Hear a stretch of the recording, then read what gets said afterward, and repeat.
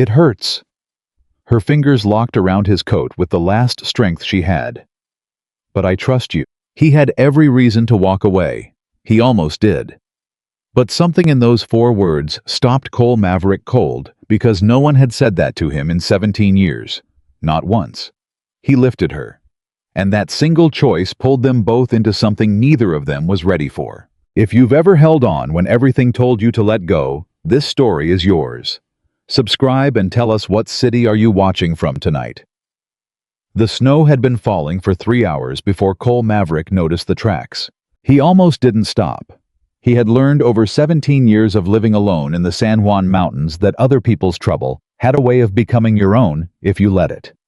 And Cole Maverick had made a deliberate, careful, bone-deep decision a long time ago that he would not let it. He pulled his horse up anyway. The tracks were wrong. Too shallow on one side, dragging on the other. Someone injured. Someone who had been walking or trying to walk and had stopped walking somewhere up ahead. His eyes followed the uneven line of impressions in the snow until they disappeared around a bend in the trail where the rock face jutted out and the wind came in sideways and bitter. "Don't," he told himself out loud. His horse, a dark bay gelding named Scratch, stamped one hoof and blew steam into the cold air. "I mean it," Cole said.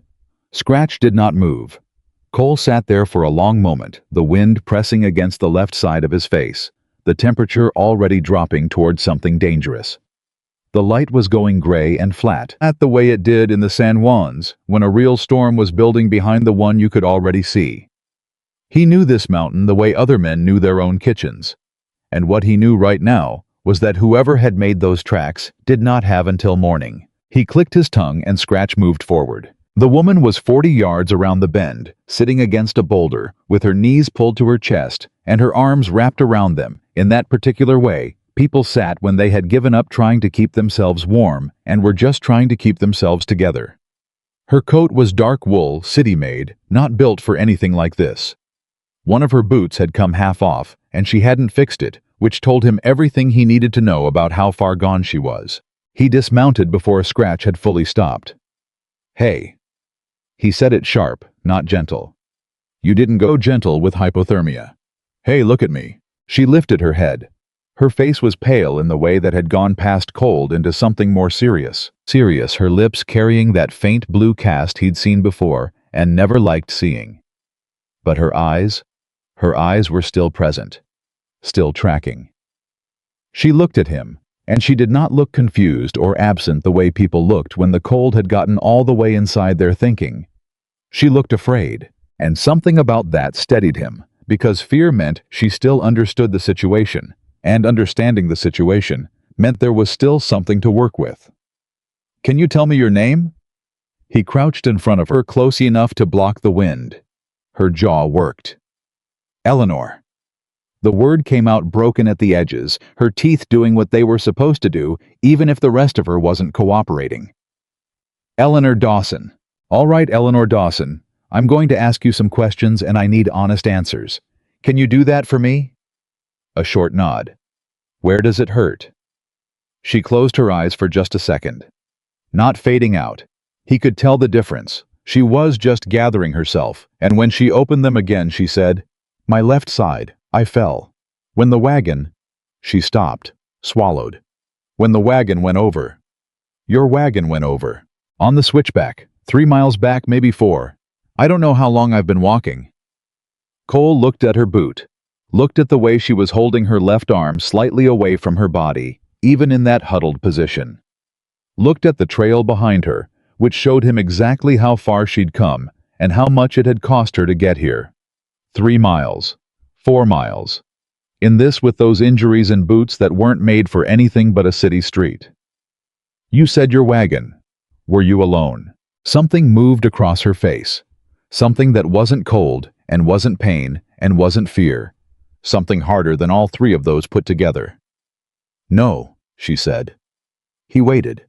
She didn't say anything else on the subject, and Cole had enough experience with people's silences to know when a silence was covering something enormous. He filed it away. "I need to get you on my horse," he said. "That's going to hurt. Your ribs probably. I'm going to try to be careful, but I can't promise careful is going to feel like careful." "I know." You ready? Eleanor Dawson looked at him, then really looked at him in that way that very few people ever had. Not sizing him up, not calculating. Just looking at him like he was the only solid thing in a world that had gone loose and dangerous, and her voice when it came was so quiet he almost lost it to the wind. "It hurts," she said, "but I trust you." Cole stood absolutely still for 1/2 second. Then he picked her up. She made a sound. Short, Sharp swallowed quickly when his arms went under her, and he felt the way her whole left side went rigid against the pain. He moved fast, but not rough, getting her onto Scratch before she had time to think too hard about it, swinging up behind her and pulling her back against his chest so the wind couldn't get between them. "Hold the horn," he said. "Don't let go." Her right hand found the saddle horn. Her grip was weak, but it was there. Cole pointed Scratch toward home and let the horse move. He did not think about what she had said. He thought about the trail and the temperature and the fact that it was a 40-minute ride back to his cabin in good conditions, which these were not. He thought about the wood he'd stacked that morning and whether the stove would catch fast or whether he'd have to nurse it, and he thought about the dried herbs hanging in the back room and where exactly he'd put the bandaging. He did not think about the last time someone had said they trusted him. He did not think about what had happened after that. Scratch picked his way down the trail with the steady intelligence of an animal that had been doing this for 12 years and knew better than his rider when to slow down. The snow was coming heavier now, the kind that fell in big loose flakes that accumulated fast and made the footing uncertain. Cole kept one arm around Eleanor's waist, carefully always on her right side, and felt her breathing against him. It was too fast and too shallow, but it was continuous, which was what mattered. "Stay awake," he said. "I am awake." "You sure you got quiet?" "I was thinking." "Don't think. Talk." A beat of silence. Then, "What do you want me to talk about?" "Anything. What's your business in these mountains?" "Eleanor Dawson." The pause before she answered was the kind of pause that meant she was deciding how much to say, not searching for words. "I was coming to see a man named Gerald Holt. He claims to own land in the valley below Ridgecrest Pass. I have documents from my late husband's estate. Papers that prove certain claims about that land that Mr. Holt would prefer didn't exist." Cole's arm tightened slightly around her, just a fraction, an involuntary response he controlled before it became noticeable. "Gerald Holt. You know him. Everybody up here knows Gerald Holt. Then you know what kind of man he is." "I know what kind of business he runs," Cole said carefully. "That's not the same thing." Eleanor made a small sound that might have been disagreement, or might have been pain from the horse's movement. "The men who were traveling with me, I hired them in Durango. I thought they were guides, experienced men. I paid them fairly." She stopped. Cole said, "And when the wagon wheel broke on the switchback when I couldn't walk well, and the storm was coming, they said the load was too heavy." Her voice had gone very flat and very steady in the way that voices went when the person speaking was keeping an iron grip on themselves. "They said they had to make a choice, for their own survival." Cole stared at the trail ahead and said nothing. "They took the horses," Eleanor said. "They took the supplies. They took my bag." A pause. "They left me the documents. I think they didn't know what they were. Just papers in a leather case tucked under the seat." "They left you on the mountain." "They left me on the mountain." The words sat between them large and quiet and ugly. Cole had lived in the San Juan Mountains for 17 years. He had seen hard things done in hard places, and he had learned not to be surprised by what people were capable of when they were afraid. But something about the flatness of her voice when she said it, the way she was working so hard not to let it be more than a fact, a simple statement of what had happened. Something about that worked its way under his ribs in a way he did not appreciate. "The leather case," he said. "You still have it. Inside my coat. I held on to it." She said it almost apologetically, like she knew that was an odd thing to have prioritized. "It was my husband's, and what's inside it matters." "All right," Cole said. "All right." He didn't say anything else for the rest of the ride. His cabin was exactly what it was. A working man's shelter built by his own hands extended twice over the years as he'd needed more room for supplies and equipment.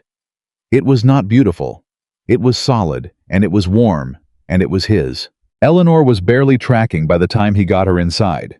Not unconscious, her eyes were open, but that specific kind of distant that came from the body, spending everything it had on basic function and having nothing left for awareness. He got her to the cot near the stove, got the stove going, and started the practical business of dealing with someone who'd spent too long in the cold. She didn't protest his hands when he worked on her boots, didn't flinch when he pulled the half-fallen one off and checked her feet. Didn't say anything until he started working on her coat, and then she said clearly, and with some effort, "The case, left inside pocket." "I see it," he said. "I'll set it right here." He put it on the small table beside the cot where she could see it. She watched him do it. Something in her face relaxed. He worked steadily through the next hour. Warming her slowly, not fast, was dangerous with cold like this. Checking her ribs, which confirmed what he'd suspected, at least 2 cracked, maybe 3. No signs of the sharp breathing or wrong sounds that would mean something worse. A deep bruise along her left hip and thigh from the fall. Cuts on her hands from where she'd caught herself. Not life-threatening. Not tonight if she stayed warm and stayed still. Haimada broth from what he had and held the cup where she could reach it, and she drank it without being asked, which told him she was thinking clearly enough to know she needed it. When the color started coming back to her face, real color, not that dangerous pallor, he pulled a chair up and sat down. "Who knew you were coming?" he asked. Eleanor looked at him from the cot. She'd gotten some of herself back. He could see it, the fear had stepped down into something more like watchfulness, and there was an intelligence working behind her eyes that hadn't been able to show itself earlier when she was too cold to do anything but survive.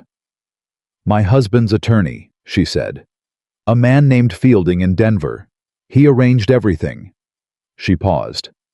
"And whoever Fielding may have spoken to, I didn't ask." "Your husband, how long ago?" 8 months. He was a surveyor. He spent 3 seasons in this region before he died. The documents he left." She glanced at the leather case on the table. "He found something about the land titles in this valley. He wrote it all down. He was going to bring it to the territorial office himself, but he got sick and then—" She stopped. He didn't get the chance. Cole was quiet for a moment. Outside, the storm had come fully in, and the sound of it against the cabin walls was that constant low roar that meant nobody was going anywhere until morning. "Gerald Holt's been buying up land in this valley for 3 years, Cole said. "Pressure deals mostly. He makes people an offer, and if they don't take it, things start going wrong for them. Fences come down, water gets rerouted, equipment breaks." He paused. "Nobody's been hurt. Not yet." "What does that mean, not yet?" "It means it's escalating. 3 families sold this spring that didn't want to sell.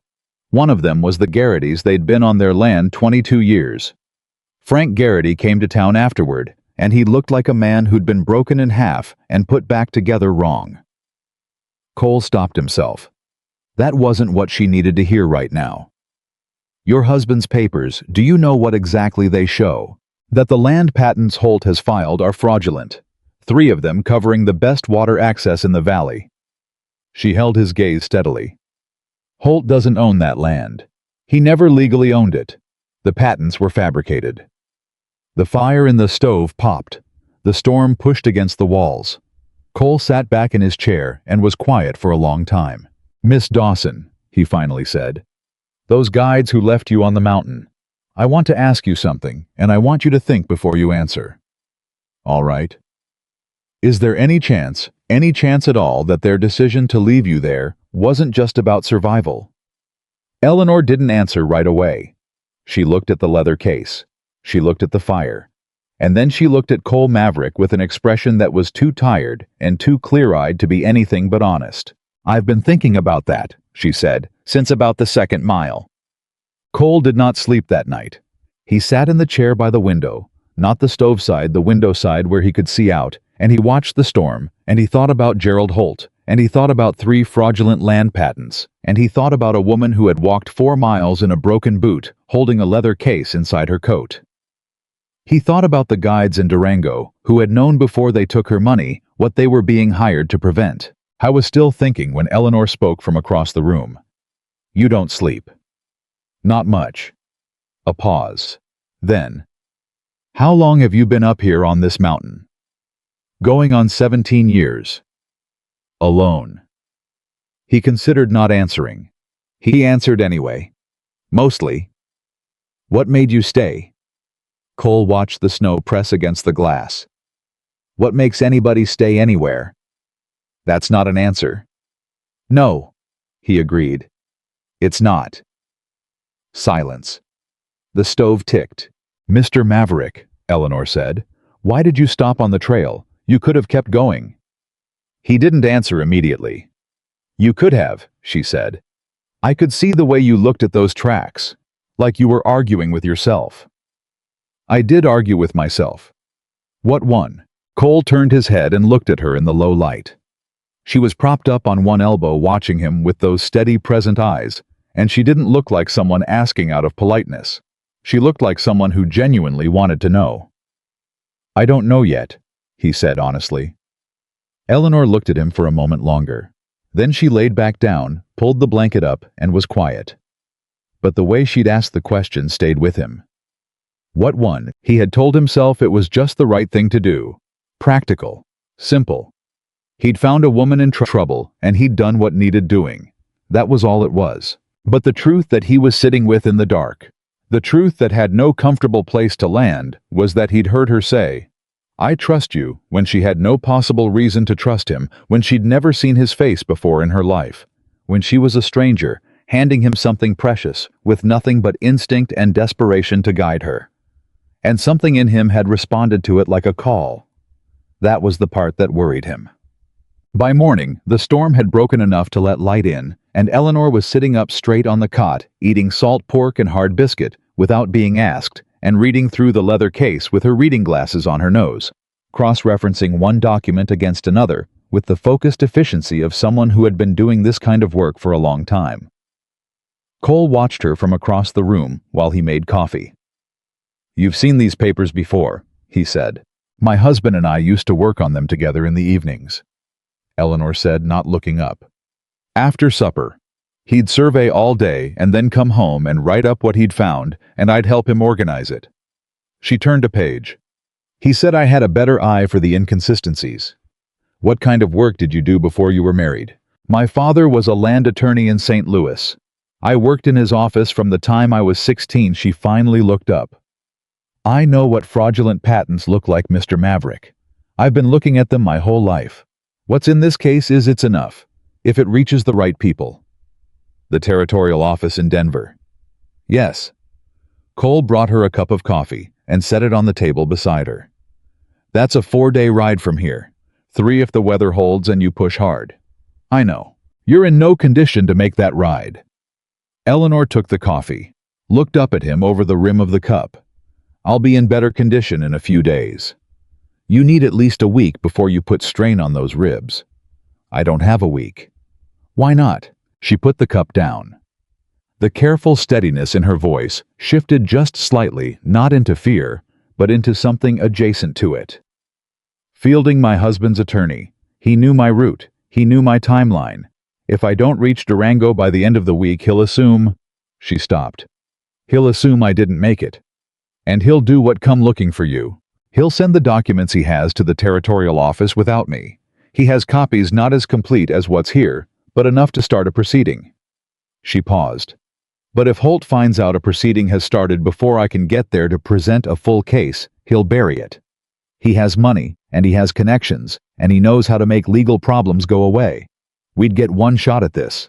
One. Cole stood there with his own coffee cup and did the arithmetic on all of that. You said those guides knew they were leaving you to die, he said. If that's true, if Holt hired them or pressured them, then he already knows you were coming. He knows what you're carrying. Yes. Then he's going to be looking. Yes.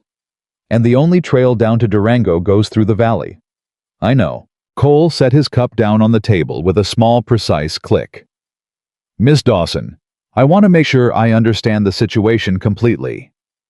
He was aware of something happening in his chest, Not panic.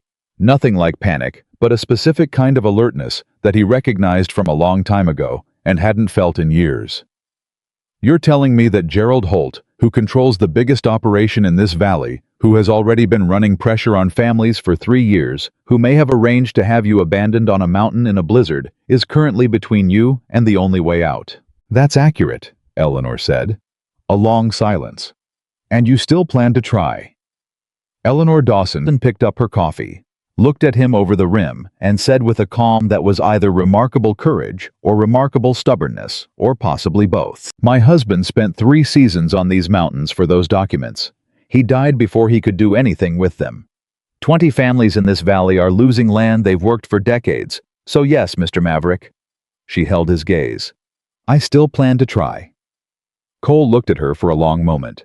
Then he walked to the window and looked out at the mountains that he had lived in for 17 years. The mountains that he knew the way, he knew his own name, every pass, every shortcut, every place where the trail looked impassable and wasn't, and every place where it looked easy and absolutely was not.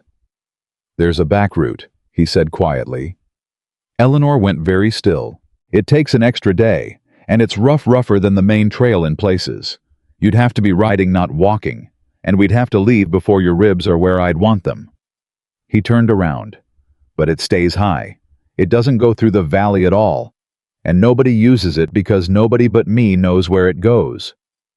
Eleanor was looking at him with an expression he couldn't entirely read. You said we. He hadn't meant to say that. He'd noticed it the moment the word left his mouth. Figure of speech, he said. Was it? Cole picked up his coffee cup, drank the rest of it, set it back down. Get some more sleep, he said. You need it. He walked toward the door, shrugged on his coat, reached for the handle. Mr. Maverick. He stopped. Thank you, Eleanor said. Not just for last night, for all of it. He stood there with his hand on the door. What one she had asked him, and he had told her he didn't know yet. That was still true. But what he knew, what he had not expected to know, standing in his own doorway, in his own cabin, in the mountains where he had lived alone for 17 years, was that whatever part of him had stopped on that trail, instead of riding past, was not done yet. Not done with Eleanor Dawson. Not done with Gerald Holt and 3 fraudulent land patents and 20 families who'd had things taken from them that couldn't be given back. Not done with whatever this was going to turn into. He opened the door and stepped out into the cold mountain morning. And somewhere behind him, he heard Eleanor pick up the leather case and go back to her reading. The next 2 days settled into a pattern that Cole had not had in his life for a very long time. The particular rhythm of a house with 2 people in it. It was uncomfortable in ways he couldn't entirely account for. Not because she was demanding, she wasn't. Eleanor Dawson had a remarkable talent for occupying space without making demands of it. She slept when she needed to sleep, ate what he put in front of her without comment, and spent the rest of her time going through her documents with that focused, methodical attention that reminded him of a watchmaker. Careful, precise, committed to getting every small thing exactly right. But he was aware of her. Continuously and specifically aware in a way that he had trained himself not to be aware of other people for 17 years. On the first morning he came in from the barn and found her standing at his bookshelf, reading the spines. Most people are surprised I have books, he said. I'm not surprised. She turned around. What surprises me is that you've read them. How do you know I've read them? They're worn at the spines. She turned back to the shelf. Somebody read them more than once. He hadn't expected her to notice that. On the second afternoon, he was repairing a piece of harness at the table, and she was across from him with her papers, and she said without looking up, Tell me about the families Holt has been pressuring. He looked up. You said 20 families, she said. I'd like to know their names, what land they hold, what water access they have. It will help me build the case when we get to Denver. Cole set down the harness. He started talking. I knew these people. Had known some of them for years. Not well, not the way people knew each other who visited and shared meals and asked after each other's children. But in the way of a mountain, the knowledge of who was where, who needed what, who was holding on, and who was struggling. He knew the Garrity's and the Ullmans and the Delacroix family who'd come up from Louisiana and built something remarkable in an unlikely place. He knew old Silas Pratt, who was 81 years old and had farmed his valley land since before Colorado was a territory, and who had told Holt's men when they came with their offer that they could take their money and their papers and find somewhere else to be. He told Eleanor all of it, and she wrote it down in a small leather notebook she'd produced from some inner pocket, and she asked precise questions that went directly to the matters of land boundaries and water rights and the specifics of what Holt had done to pressure each family. When he finally stopped talking, she looked up from her notebook. "You care about these people," she said. "I know them." "That's not the same thing." She said it the same way she'd said, "That's not an answer," in the middle of the night, and it had the same quality, not confrontational, just exact. A woman who said true things and expected them to be received as true. "Maybe not," Cole said. Eleanor looked at him for a moment. "How long have you been watching this happen, Holt moving on these families?" 3 years. "And in 3 years you haven't?" "No," he said, flat, final. A pause. She looked back at her notebook. "Why?" Cole picked up the harness again, turned it over in his hands. "Because getting involved in other people's business costs things. And I decided a long time ago what I was and wasn't willing to spend." The silence that followed was not comfortable. It was the silence of a woman who had heard something and was deciding whether to push on it or leave it alone. She left it alone.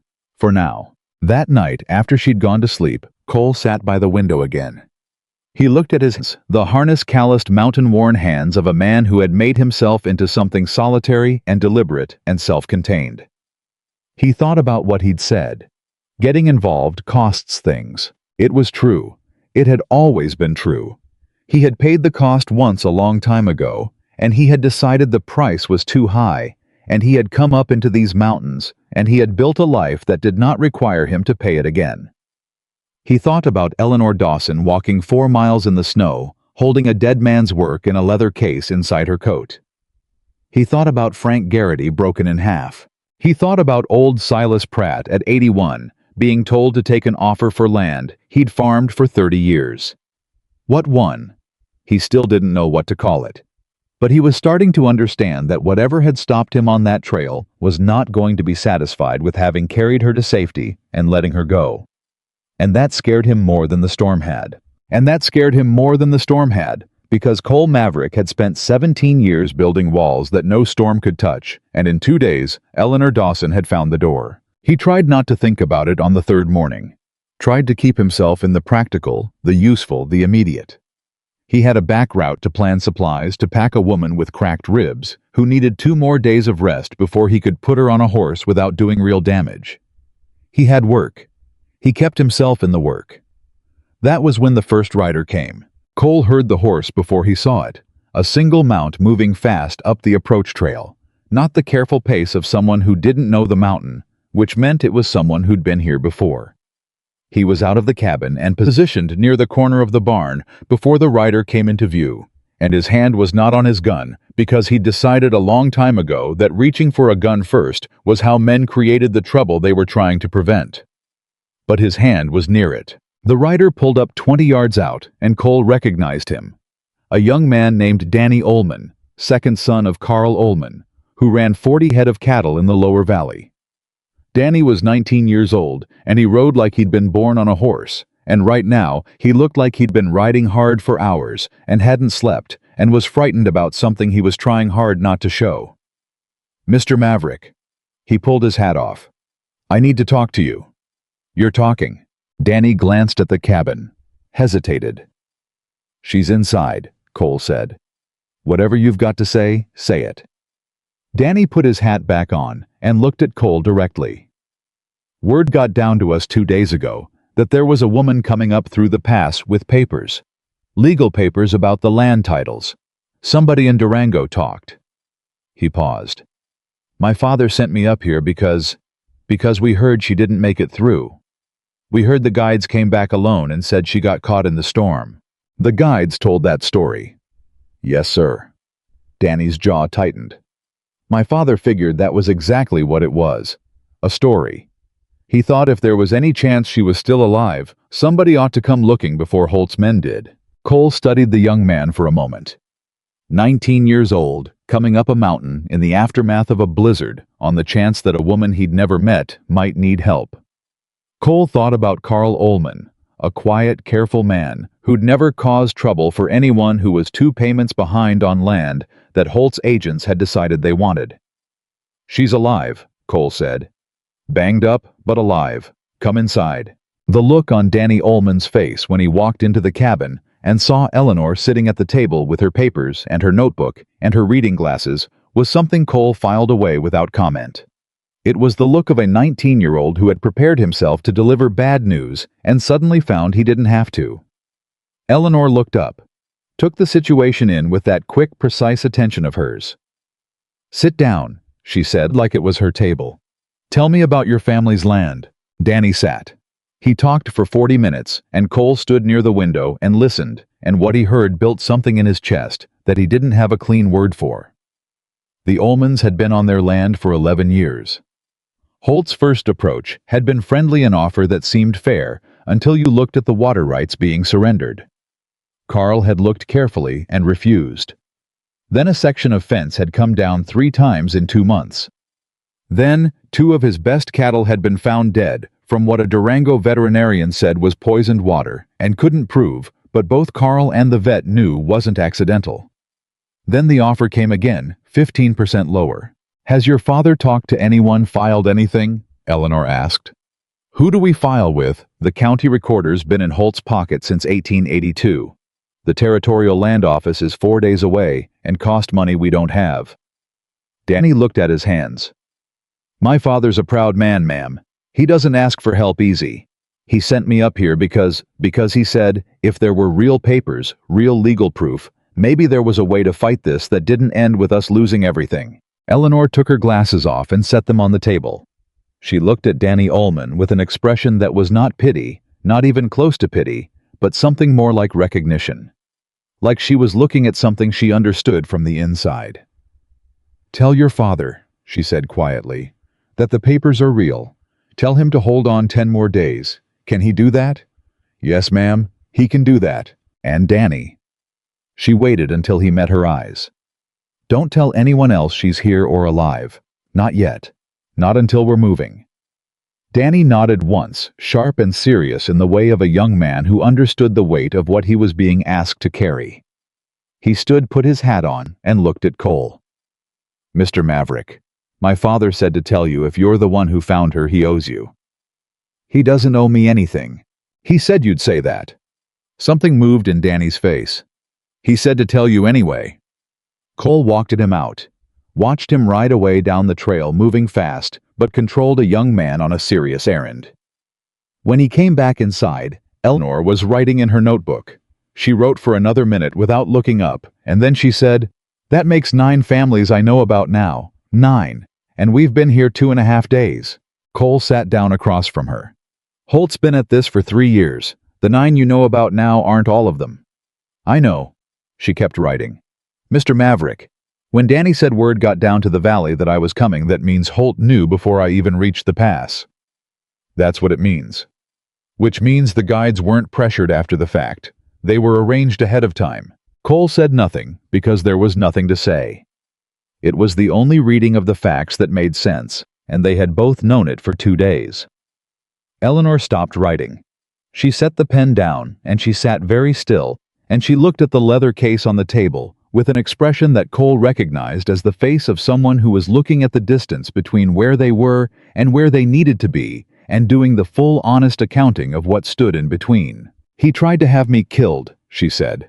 "Not they left me, not something bad happened. He tried to have me killed. Clean, direct, exactly what it was." "Yes," Cole said. "Then he knows the papers exist. He knows what they contain. And he knows they didn't go down with me." She looked up. "He's going to come looking." "Yes." "How much time do you think we have?" Cole thought about it. Holt was calculating, not impulsive. He wouldn't move fast and sloppy. He'd want to be certain about what he was doing, and certain about doing it right. That bought some time. But the guides had been back in Durango for 3 days already. And even a careful man would start to wonder why a dead woman was taking so long to produce a body. 4 days, Cole said. Maybe 5. Before he does something definitive. Eleanor picked up her pen again. Then we need to leave in 3. Your ribs will hurt whether I'm here or on a horse. She looked at him. Not stubborn, not dramatic, just clear. I've hurt before. I'll manage. Cole looked at her for a long moment. All right, he said. 3 days. He started planning. He had not planned anything with another person in a very long time, and what surprised him was how naturally she fit into it. Eleanor didn't defer, and she didn't demand. She asked specific questions, offered specific information, and when he made a decision she disagreed with, she said so plainly and told him why, and she was right about half the time, which was a better average than most people he'd known. The back route required supplies for 5 days minimum. He was planning for 7, because he had learned that mountains punished optimism. He had most of what they needed. What he didn't have, he made a short list of medical supplies, specifically because if her ribs gave her serious trouble on the trail, he needed to be prepared. Pete Langford's trading post, he said, studying the list. Hour south. He's the one person in this valley I trust without reservation. Why him? Because Holt offered to buy him out 2 years ago, and Pete told him that the trading post had been in his family for 40 years and would be in his family for 40 more, and Holt could take himself and his money to whatever hole he'd crawled out of. Cole almost smiled at the memory. Pete used different words. Eleanor looked up from her notebook. I'd like to meet Pete Langford. You'll meet him when I come back with the supplies. I was thinking I'd come with you. Cole looked at her. I know what you're going to say, Eleanor said. I shouldn't be moving. My ribs. The risk of being seen. She held his gaze. But I've been lying on that cot for 2.5 days, reading the same papers I've already read 6 times. And I think better when I'm moving. A pause. And I'd like to see who else we might talk to while we're out. I knew the we was deliberate. He also knew she was right about the thinking she'd been restless in that contained way of someone whose mind was working faster than their situation allowed. We go early, he said. Before the main trail gets traffic, you ride easy, no pushing, and if I say we need to move fast, you move without argument. Agreed. And you wear my spare coat. That wool thing you came in won't pass for local. Eleanor looked at the oversized canvas coat he pulled from the hook near the door. Then she looked at him with a very dry expression. You're twice my size. It'll cover you better that way. She put the coat on. He was right that it covered her. It covered most of her entirely. And when she looked up at him from inside the collar that came nearly to her ears, the ghost of something that might have been humor moved across her face for the first time since she'd arrived. Not a word, she said. I wasn't going to say anything. You were thinking something. I was thinking we should get moving, Cole said, and went to saddle the horses. Pete Langford's trading post smelled like tobacco and leather, and the particular mix of 100 different kinds of dry goods that Cole associated with the only place in the valley where he reliably felt welcome. Pete himself was 63 years old, built like a water barrel, and had a face that had been weathered by 4 decades of mountain life into something that looked like carved oak, hard, but not unkind. He looked at Eleanor for a long moment when they walked in. Then he looked at Cole. This the woman, he said. Not a question. Word travels fast, Cole said. Danny Ullman stopped by on his way back down. Pete came around the counter and offered his hand to Eleanor. Pete Langford. I'm glad you're not dead, Mrs. Dawson. Eleanor shook his hand. So am I. Your papers, you still have them? Safe. Pete nodded slowly. He was looking at her with an assessment that was respectful and complete, the way of a man who had spent his life reading people quickly and accurately. Whatever he saw appeared to satisfy him. Holt sent a man through here yesterday morning, he said, asking if anyone had seen a woman traveling alone. Described you well enough. Eleanor's hand, Cole noticed, did not move toward her coat where the leather case sat in her inside pocket. It stayed still at her side. What did you tell him? That I hadn't seen any woman traveling alone, which was the truth at the time. Pete's expression didn't change. "What can I get for you?" They went through the supply list. Pete moved through his post with the efficiency of a man who knew where everything was and had never needed to look. Bandaging, willow bark, a small tin of arnica salve, dried meat, hardtack, a second canteen. He didn't ask why they needed medical supplies, and he didn't ask where they were going, and Cole appreciated both of those things without comment. While Pete was wrapping the supplies, Eleanor moved along the near wall where Pete kept a collection of notices, territorial bulletins, missing persons postings, the occasional letter that needed passing along. Cole was watching her, and so he saw the moment her attention sharpened and fixed on something about halfway along the wall. He walked over. It was a land notice, printed official-looking, bearing the seal of the Colorado Territorial Land Office. It announced the pending transfer of a parcel identified by survey coordinates that Cole knew precisely because he had walked that land himself and knew every foot of it. The parcel was Silas Pratt's property. The transfer date was 11 days from now. Cole stood and read the notice twice.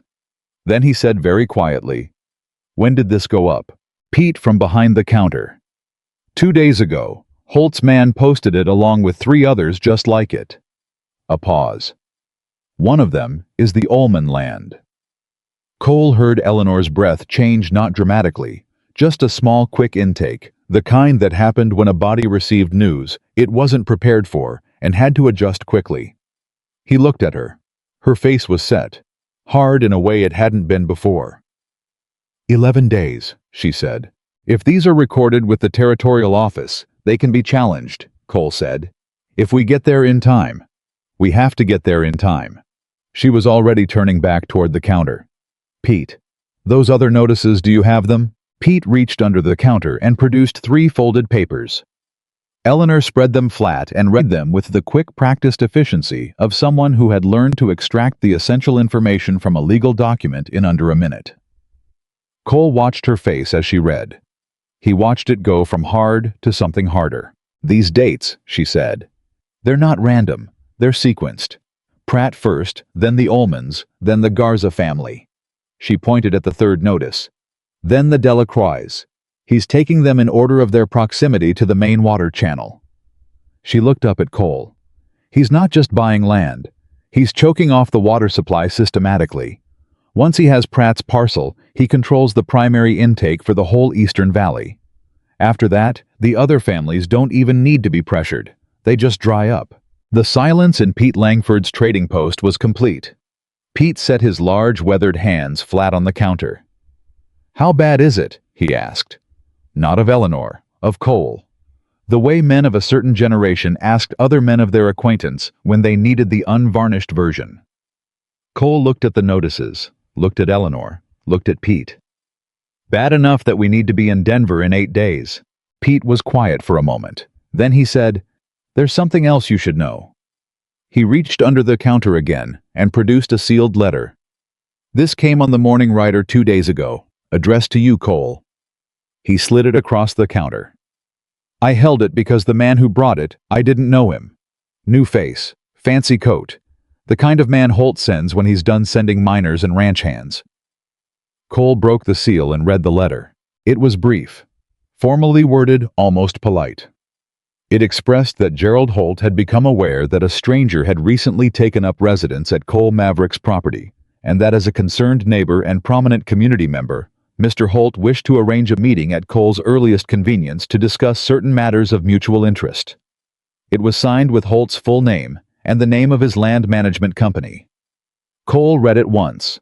Then he folded it and put it in his pocket. "He knows," Eleanor said. She'd been reading over his shoulder, not apologetically, just practically. "He knows I'm here."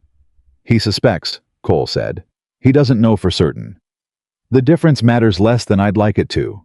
She was quiet for a moment. "He's going to come. He'll send men first. He won't come himself, not yet." "How long do we have?" Cole looked at Pete. Pete looked at Cole. "He posted that letter 2 days ago," Pete said. "I'd say you've been on borrowed time since yesterday." Cole made the decision in approximately the space of one breath. "We leave tomorrow morning, first light." Eleanor opened her mouth. "Your ribs will hurt," he said. "You'll manage. You said so yourself." She closed her mouth, nodded once. Pete had already started reorganizing the supplies into more compact packing. The quiet, efficient movements of a man who understood what first light tomorrow meant and was helping without being asked. Cole watched him for a moment and felt something he rarely let himself feel in relation to other people. Gratitude, clean and uncomplicated. "Pete," he said, "if anyone asks, nobody's been in here today," Pete said, not looking up from his packing. "Quiet morning, practically deserted." Chakang. They made it back to the cabin without incident, which Cole had not entirely expected and accepted with the specific wariness of a man who understood that uneventful did not mean safe. It meant the danger was patient. He spent the rest of the afternoon preparing. Packing with the focused economy of a man who had provisioned mountain travel 100 times. Not what he'd like to have, but what they couldn't afford not to have. Eleanor worked beside him without being asked. Her movements, careful around the ribs, but efficient, and the two of them moved around each other in the small space of the cabin, with a practicality that had developed, Cole realized, without either of them planning it. She knew by now where he kept things. He knew by now how she worked. It was domestic in a way he hadn't experienced in 17 years. It made him uncomfortable, and he kept it to himself. Around supper, when they were eating salt pork and beans in the practical silence they'd developed, Eleanor said, "Tell me about the back route," he told her.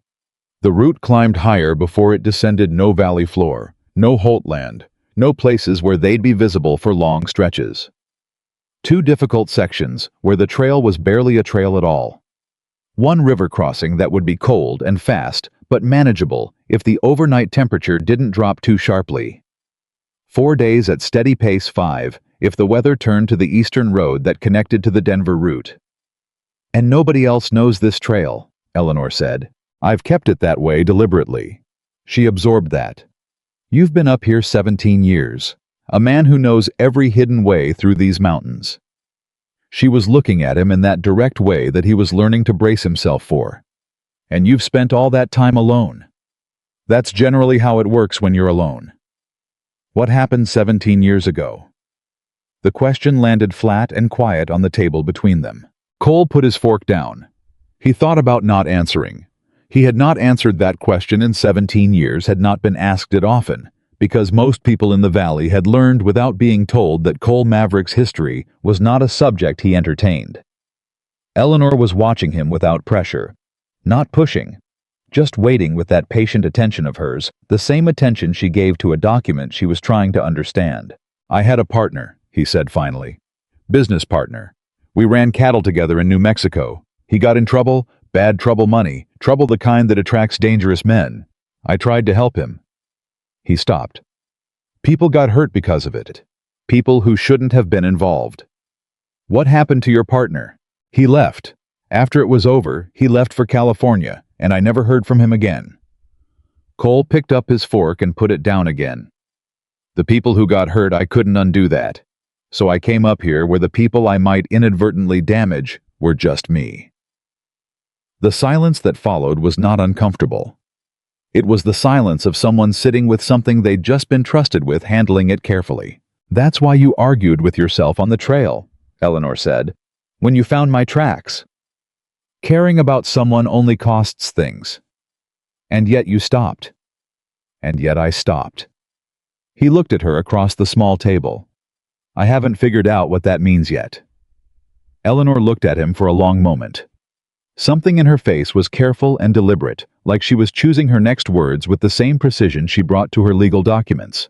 "My husband," she said quietly, "used to say that a man can build walls so high he can't see over them anymore. He said the dangerous thing wasn't the storms outside. It was forgetting there was anything outside worth seeing." Cole was quiet. "How was a good man?" Eleanor said. "He believed in these families. He spent 3 years documenting the truth about that land, because he believed that truth eventually could protect people." She looked at the leather case. "He didn't get to see it through, but I'm going to." Cole stood up and took his plate to the basin. He stood there for a moment with his back to the room, looking at his own hands. "We leave at first light," he said. "I'll be ready." He turned around. She was already clearing her side of the table, moving with that economy and care that he'd come to recognize, the particular movement of a woman who had been doing for herself, managing for herself, carrying things alone for long enough that she'd forgotten it could look any other way. "Eleanor," he said. She looked up. He'd used her given name for the first time. Neither of them commented on it. "Those families in the valley," he said. "The ones Holt's going after. When we get to Denver, when you present those papers, it has to stick. You understand what I mean. It can't be something that gets buried or delayed or quietly disappeared." "I know. Because if it doesn't stick, and Holt finds out what we've done and knows who helped..." He stopped. The rest of it didn't need to be said. Eleanor set down what she was holding and looked at him with those steady, present eyes. "It's going to stick," she said. "I promise you that." Cole Maverick stood in his cabin in the San Juan Mountains at the end of the night before everything changed, and he looked at a woman he had found half dead in the snow 4 days ago, and he believed her. That was the thing that surprised him most. Not that she'd survived. Not that she had the courage to keep going. But that standing there in his kitchen with cracked ribs and a dead man's papers and Gerald Holt's men. Somewhere on the mountain below, she said, "I promise you," and he believed it without question. He turned back to his preparations. Outside the mountain was very quiet. Somewhere below, something was moving toward them. And neither of them was going to be here when it arrived. Neither of them was going to be here when it arrived, and Cole intended to make sure of that before the mountain decided otherwise. I was up 2 hours before first light. Not because he'd slept and woken, but because he hadn't slept at all. And at some point the pretense of lying still became less useful than doing something with his hands. He checked the packs twice. Checked the horses 3 times. Scratch stood patient under his hands in the dark, breathing slow and warm, and Cole ran his palms down each of the gelding's legs, the way he always did before a hard ride. Not out of doubt, but out of habit. The kind of habit that had kept him alive in difficult country for 17 years. The second horse was a stocky gray mare named Clover that he'd been meaning to sell for a year and hadn't, and now was grateful for. Clover was not fast, and she was not graceful, but she was steady on bad ground, and bad ground was precisely what the next 4 days held. Eleanor came out of the cabin at the first gray suggestion of light. She had the leather case inside her coat. She had his spare coat over everything else, the oversized canvas one that swallowed her, and she had the look of a woman who had made her decision about the pain in her ribs and was not going to revisit it. She looked at both horses, looked at Cole. "Clover," he said. "She's easier on your ribs, smoother gait." Eleanor walked to the gray mare and put her hand flat on Clover's neck, the way you did with an unfamiliar horse. Not hesitant, just respectful. Clover turned her head and looked at her, and apparently decided she was acceptable, because she went back to standing. "Good," Eleanor said quietly to the horse more than to Cole. They were moving before the light had fully arrived. Cole took them north first, away from the main trail through a section of timber that required them to ride single file and pick their way carefully around the places where the storm had brought things down. He did not talk during this part. Neither did she. The mountain required attention, and both of them were giving it. It was 40 minutes before he turned them east and began the climb that would take them above the valley and onto the back route, and it was in that turn, that exact moment, that they heard the riders below. Not close. A quarter-mile down, maybe more, moving on the main trail in the direction of Cole's cabin. Not one horse. 3 at least. Possibly 4. Cole put his hand up. They stopped. Both of them sat perfectly still and listened to the sound travel up through the cold air, and Cole counted what he heard and did the arithmetic on who would be moving toward his cabin before sunup in a group of that size. Eleanor turned her head and looked at him. He shook his head slightly. "Don't speak." They stayed still until the sound faded into the direction of the cabin. Then Cole moved them forward faster than he'd planned for this section. Faster than was comfortable for Eleanor's ribs, he knew that, and he also knew there was no alternative. She did not make a sound. She rode. An hour up the back route in a place where the trail leveled briefly and the horses could rest. He finally let them stop. Holt's men. Eleanor's voice was controlled. Tight at the edges, but controlled. Has to be. That many early, moving toward my property. Cole was scanning the slope below and behind them out of a habit that was older than reason. Nothing visible. They'll find an empty cabin and cold stove. That buys us time. How much time? Depends on how smart the man leading them is. He thought about it honestly. Holt doesn't send stupid men. He'll send someone who can read a trail. Figure 2 hours before they work out. We left another hour to figure which direction longer to find the route, because nobody knows it but me. He paused. We've got the morning, maybe the afternoon. Eleanor absorbed this with no visible panic, and Cole recognized again the specific quality of her steadiness. It wasn't that she wasn't afraid. It was that fear for her was information rather than instruction. It told her what the situation was. It didn't tell her what to do. What she decided to do came from somewhere else. Then we ride, she said. They rode. The back route earned its difficulty in the first real section, 2 hours past, where they'd stopped a long traverse across open slope, where the ground was uncertain and the exposure was complete. There was no way around it and no way to move through it quietly. Cole went first and watched Scratch pick through it with the careful intelligence of a mountain horse. Then turned and talked Eleanor and Clover across with the same quiet, specific direction he'd use with anyone who needed to navigate something that punished inattention. Left rein just slightly. Let her find the footing, don't push. When she hesitates, let her hesitate. Eleanor listened and followed precisely. Clover got them across. On the other side, in the shelter of the rock that rose above the traverse, Eleanor let out a breath she'd been holding for 5 minutes and pressed her right hand briefly against her left side. Bad? Cole asked. Manageable. She straightened. What's the next difficult section? He looked at her, this woman, who had walked 4 miles in the snow on cracked ribs, holding a leather case inside her coat, who was now riding a high mountain route in the cold after a sleepless night with Holt's men on the trail behind her, and asking about the next difficult section. The river crossing, he said. 3 hours ahead. We should eat before we hit it. They ate in the saddle, moving. Cold dried meat and hard biscuit. Cole had a small flask of strong coffee that Pete had pressed on him the previous day, and they passed it back and forth without ceremony. And it was during this, the passing of the flask, the sound of the horses moving the cold air, carrying the smell of pine and snowmelt, that Eleanor said, "Tell me about Gerald Holt. Not what do you know about him. Not what kind of man is he. Tell me." Like she was asking for something personal, not just informational. He came into this valley 4 years ago, Cole said. Nobody knew him. He presented himself well, money manners, talked about building something lasting in Colorado. He bought 1 parcel legitimate, near as anyone could tell. The Ridgecrest grazing land. The previous owner was happy to sell and moved his family to Denver. He passed the flask. After that, the other offers started. At first they seemed fair. It was only later, when people started talking to each other about what exactly they were being asked to give up, that they understood what he was actually after. The water. The water. Everything here runs on water. The families who've survived in this valley did it by understanding that. Holt understood it too. Understood it better than they expected from an outsider. Cole watched the trail ahead. He's not a stupid man, and he's not a purely cruel one. He's the kind of man who decides that what he wants matters more than what someone else built, and then goes about getting it in the most efficient way possible. The most efficient way, Eleanor said quietly.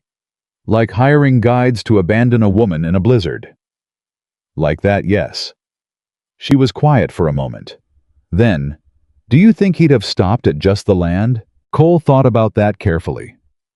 If everything went his way, probably yes. Holt doesn't want trouble, he wants ownership. But if something got in the way of that, if someone threatened what he'd built. He stopped. Men who operate he operates develop a certain relationship with their own necessity. They start to believe that what they're doing matters enough to justify what it costs other people. Righteous thieves, Eleanor said. Something like that. My husband described men like that. He said the most dangerous kind of corrupt man was the one who'd convinced himself he was doing civilization a favor. She paused. Holtz filed fraudulent patents with the territorial office. He's bribed officials. He's run pressure campaigns against farm families. And he had a woman left in a blizzard. She said each item flatly building them one on another like a legal brief. When this goes to Denver, that full picture has to be presented. Not just the land fraud, all of it. The territorial office handles land claims.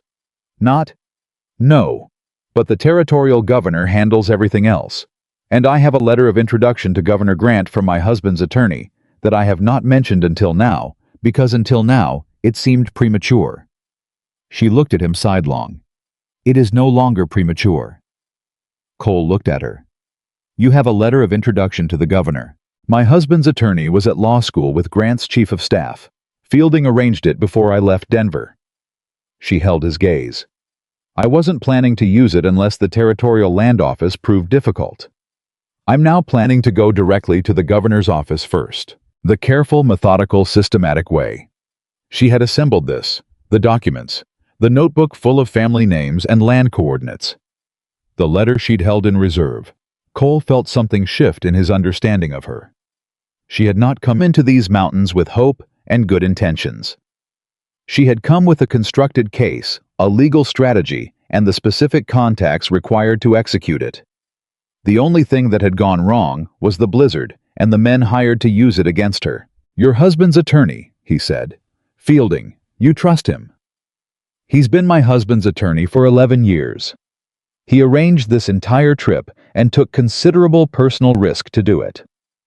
I know, but the guides were arranged through Durango, and you said Fielding arranged the route. Someone talked somewhere along that chain. Eleanor went quiet.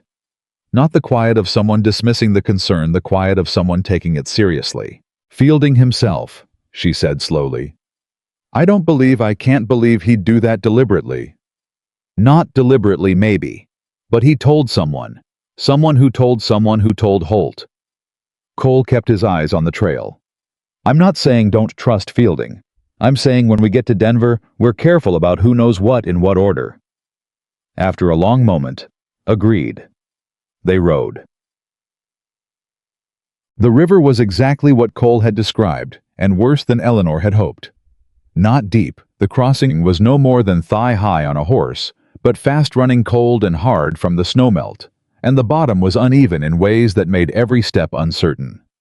Cole crossed first with Scratch, showing Clover what it looked like, then came back to the near bank. I'll ride beside you the whole way across, he said. If Clover starts to slip, lean into me, not away. You understand? Toward me, not away. Toward you, Eleanor confirmed. And hold the horn with both hands. The papers will stay dry inside your coat. Something moved across her face, not quite a smile, but the cousin of one.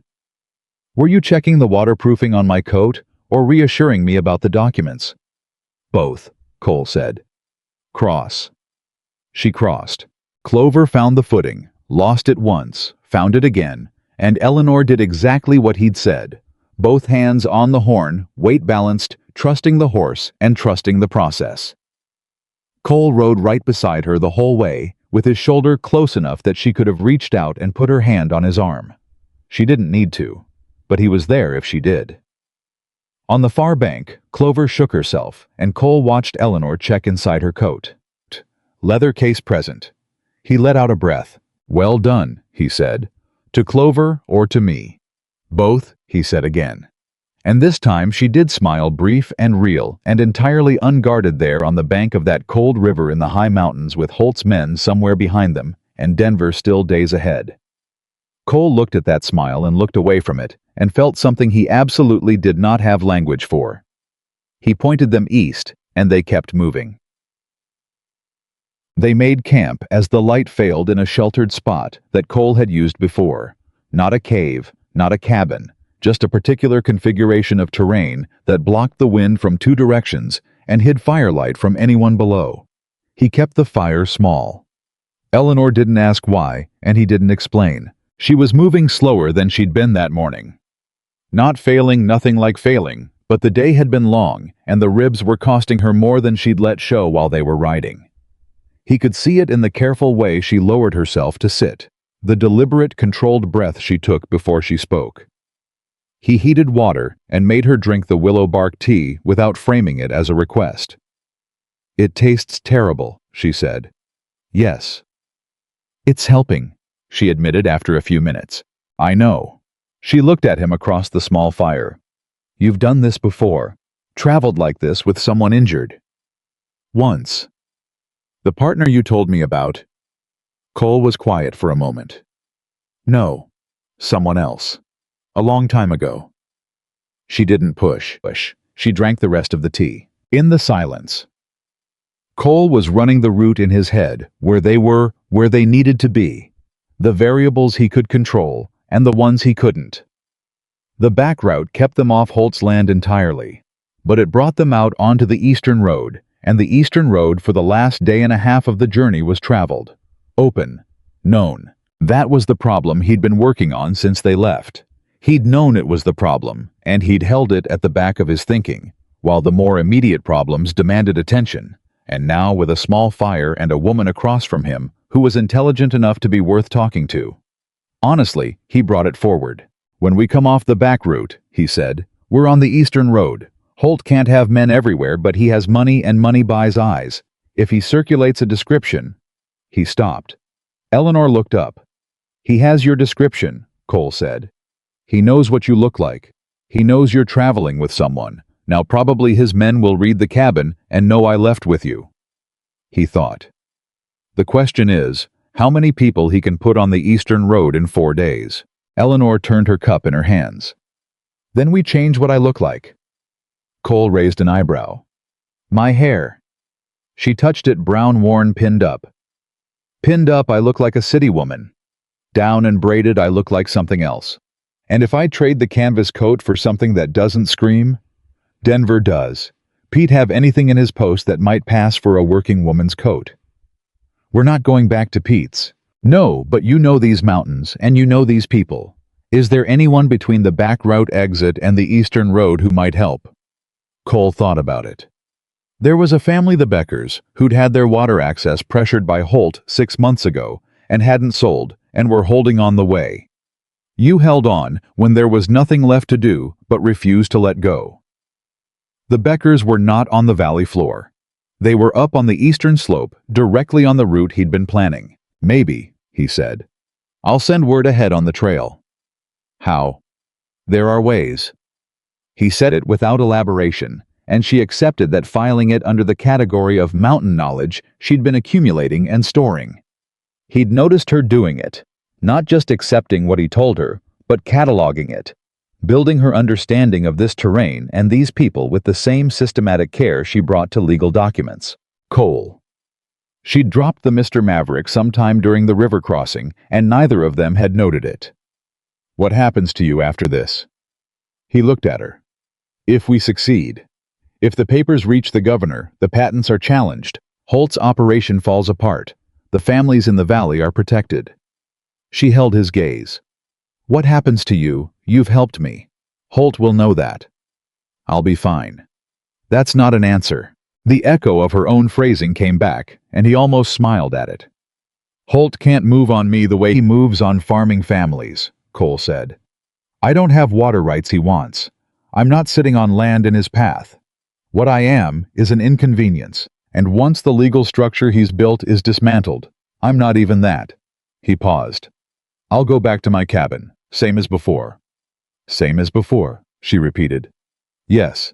Eleanor looked at this fire, looked at her hands, looked up at him with something in her face that was careful and specific, and that Cole found himself bracing for the way you braced for something you knew was going to land hard.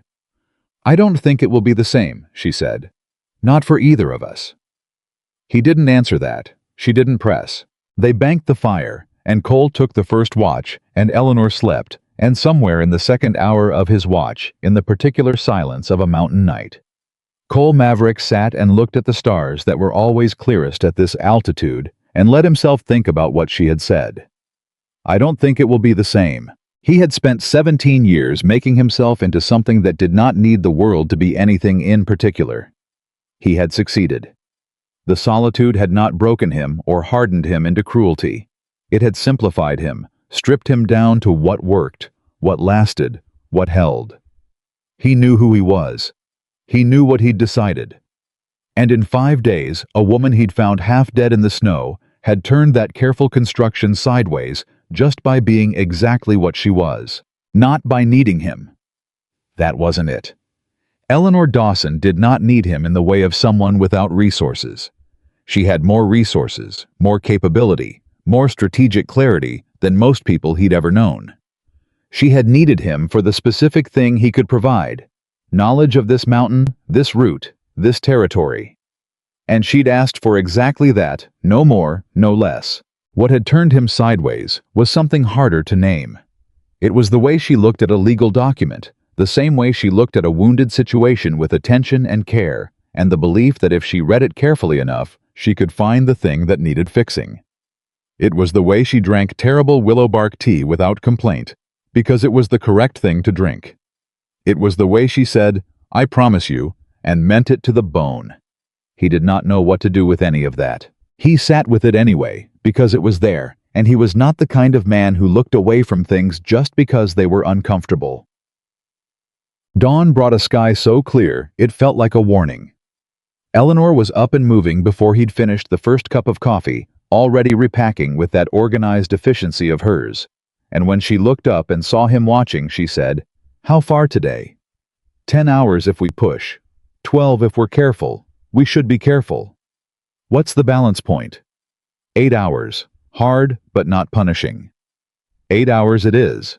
They broke camp in 30 minutes and were moving as the sun cleared the eastern ridge. The second day of the route was harder and faster and more exposed than the first in the places that mattered. 3 sections where the trail demanded full attention, and 1 section near midday where Cole pulled them off the track entirely and into cover without explanation. Eleanor went silent, and still immediately the way she'd learned. Below, on a slope that shouldn't have had anyone on it, 2 riders were moving in a direction that didn't fit any innocent purpose Cole could account for.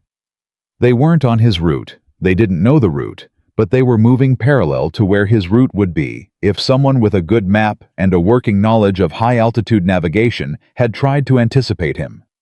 Someone had given Holt's men a good map. Cole filed that fact away and kept filing until the riders had moved well past and were no longer visible. Then he brought them back to the trail and pushed the pace up from what he'd planned. Eleanor said nothing about the pace. She rode. An hour later, when they'd put enough distance between themselves and where those riders had been, they were looking for us. For the route, Cole corrected. They don't know the route exactly, but someone gave them the shape of it. Who would know? Someone gave them the shape of it. Who would know the shape? Nobody who knows it from me, he thought. But someone who knew the terrain well enough and had time to think about where I might take someone trying to avoid the valley floor. He stopped. How many people knew you were coming to the mountains before you left Denver? Eleanor thought. Fielding, his office staff, the livery in Durango where I hired the guides. A pause. The guides themselves. The guides knew the mountain. They were recommended to Fielding as experienced mountain guides. Her voice had gone very quiet. If they were Holt's men from the beginning, if they'd worked this area before, they'd know the country well enough to guess the high route. Cole worked through it. They couldn't know my specific trail, but they could narrow it down enough to send men to the right general area. We're still ahead of them. For now. For now, Eleanor agreed. The quiet between them after that had a different quality than the quiet of the first day. The first day's silence had been the silence of 2 people learning each other's rhythms. This was the silence of 2 people who had learned each other's rhythms and were now operating in them under pressure. Cole noticed somewhere in the 3rd hour of the afternoon that he had stopped being aware of Eleanor as a complication. He had stopped calculating what her presence meant and what it was costing and whether it was worth it. He was just aware of her, riding beside him, holding. That shift, unplanned, unannounced, arriving without permission, was in some ways the most significant thing that happened on the 2nd day of the mountain route. Not the riders, not the pace, not the cold water of the morning crossing. The moment Cole Maverick stopped calculating the cost of caring about Eleanor Dawson and started simply doing it. He didn't tell her, but the mountain knew. They found the Becker homestead in the last light of the second day, tucked against a slope where the eastern route began its long descent toward the road. Cole had sent a shout up the approach trail when they were still 20 minutes out the mountain equivalent of knocking, and by the time they arrived, Ruth Becker was standing in front of the door with a lamp and the flat-eyed assessment of a woman who had learned not to take easy comfort in strangers. She looked at Cole. "Maverick. Ruth, this is Eleanor Dawson. She's got business in Denver that needs getting there." Ruth Becker looked at Eleanor for a long time. Took in the oversized coat, the careful posture, the leather case visible at the coat's edge. Looked back at Cole. "Holt's men came through the lower slope this afternoon. 3 of them." Cole went very still. "They were asking if anyone had seen a woman and a man on horseback," Ruth said. "I told them I hadn't, which was the truth at the time." She looked at Eleanor again. "Come inside. My daughter's got soup on." Inside the Becker house, which was warm in the particular full way of a working family's home. Eleanor sat at a table across from Ruth Becker's daughter, a 16-year-old named May, who had her mother's eyes and none of her mother's caution. And within 10 minutes, Eleanor had the full picture of what had happened to the Becker family: the water diversion, the failed crops, the offer that kept getting lower as the pressure got worse. Cole stood near the door and watched Eleanor listen. Watched her notebook come out. Watched her ask the precise questions that got to the legal core of each thing that had been done to this family, and watched Ruth Becker's face slowly, visibly shift from defensive to something more open as she understood that Eleanor was not there to pity them or promise vaguely or offer comfort she couldn't back up. Eleanor was building a case, a real one, specific, documented, ready to be placed in front of a man who had the authority to act on it. "Mrs. Becker," Eleanor said, when she'd written the last thing in the notebook, "I want you to understand something. What I'm carrying to Denver is enough to challenge the fraudulent patents Holt has filed and expose what he's been doing to the families in this valley. I need 10 more days. After that, this is in the hands of the territorial governor." Ruth Becker was quiet for a moment. Then, "You sound very certain." "I am certain." Eleanor closed the notebook. "My husband spent 3 years building this case. I intend to make sure it counts." Ruth looked at her for a long moment. Then she looked at Cole. Whatever she saw in his face, whatever confirmation she found there wordless and unasked for, seemed to decide something for her. "May," Ruth said, "go bring Mrs. Dawson's coat, and get my brown wool off the hook." Eleanor looked up. "You need to look like you belong on this road," Ruth said simply. "That canvas thing is a man's trail coat. Brown wool with the collar, you'll look like a rancher's wife." She paused. Nobody looks twice at a rancher's wife. Something moved across Eleanor's face. Genuine, unguarded, the specific kind of feeling that came from being helped by someone who had their own troubles and chose to help anyway. "Thank you," Eleanor said. It was the same 2 words she'd said to Cole on the first morning in the cabin, with the same weight behind them. Ruth accepted them with a small nod, and the particular dignity of a woman who had been surviving for a long time without thanks and had decided it was all right either way. Cole looked at both of them. Ruth Becker, who had held on for 3 years against a man with more money and power than she could fight, and Eleanor Dawson, who had walked 4 miles in a blizzard to protect the documents that might give Ruth Becker her land back, and felt something settle in his chest that he recognized as the opposite of the thing that had kept him alone for 17 years. Not the wall coming down. Something being built instead. The soup was hot, and the night was cold, and in the morning they had 1 more day of mountain before the eastern road opened up ahead of them, and somewhere on the slope below, Holt's men were looking in the wrong direction. For now, and Cole had learned over 17 years in these mountains that for now was the only kind of safety that existed and the only kind worth building on. They left the Becker homestead before the sun was fully up. Eleanor wearing Ruth's brown wool coat with the collar turned up against the cold. The fit was closer than the canvas coat had been. Ruth Becker was a tall woman, broad-shouldered from years of work, and the transformation was real enough that even Cole noticed it. She looked different. Not unrecognizable, but different enough that a man who'd been given a description in a hurry might let his eyes pass over her and move on. May came out to see them off. She stood in the doorway with a look that was trying very hard to be practical, and kept slipping into something younger and more worried. And when Eleanor reached down from Clover's back and pressed her hand briefly, May caught it and held it for just a moment before letting go. "Tell your mother thank you again," Eleanor said. "She knows," May said. Then quietly, so only Eleanor could hear, "Is it really going to work, the papers?" Eleanor looked at this 16-year-old girl who had grown up watching her family's land and water and future get slowly squeezed by a man with more power than conscience. And she said what she had learned in her father's law office, working on cases where the outcome was never certain. But the doing of it was, the papers are real. The law is real. That's what we have. She paused. "That's enough," May nodded. It was the kind of nod that was more prayer than conviction, but it was real, and Eleanor took it with her as Cole led them out onto the trail and the Becker homestead fell away behind them. The third and final day of the back route was the shortest in distance and the most exposed in everything else. The trail came down off the high mountain in long switchbacks that put them in the open for stretches. Cole couldn't shorten, and the morning light, which had been their friend on the first 2 days, by keeping them ahead of anyone searching, was now working against them, by making them visible against the slope. Cole pushed the pace. Not recklessly, never recklessly on terrain that punished recklessness, but with the specific urgency of a man who had done the arithmetic and understood what the numbers said. They needed to reach the eastern road by midday. After midday, the road traffic increased, which was both cover and complication. Eleanor rode without complaint and without false cheer, which he'd come to appreciate as one of the most honest things about her. She was not a woman who performed fortitude. She simply had it. An hour down the switchbacks, Cole heard something that didn't belong. He pulled Scratch up fast, hand out.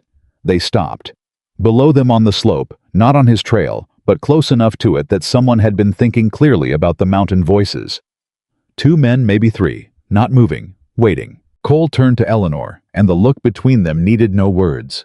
She was already reading the terrain around her the same way she read a document, quickly, thoroughly looking for what mattered. "Back up the last switchback," he said under his breath. "Slow. Let the horses do it." They backed up 50 yards. Then Cole turned them off the trail entirely into the broken rocky section to the east that he'd always avoided because it was slow and rough and hurt the horses' feet.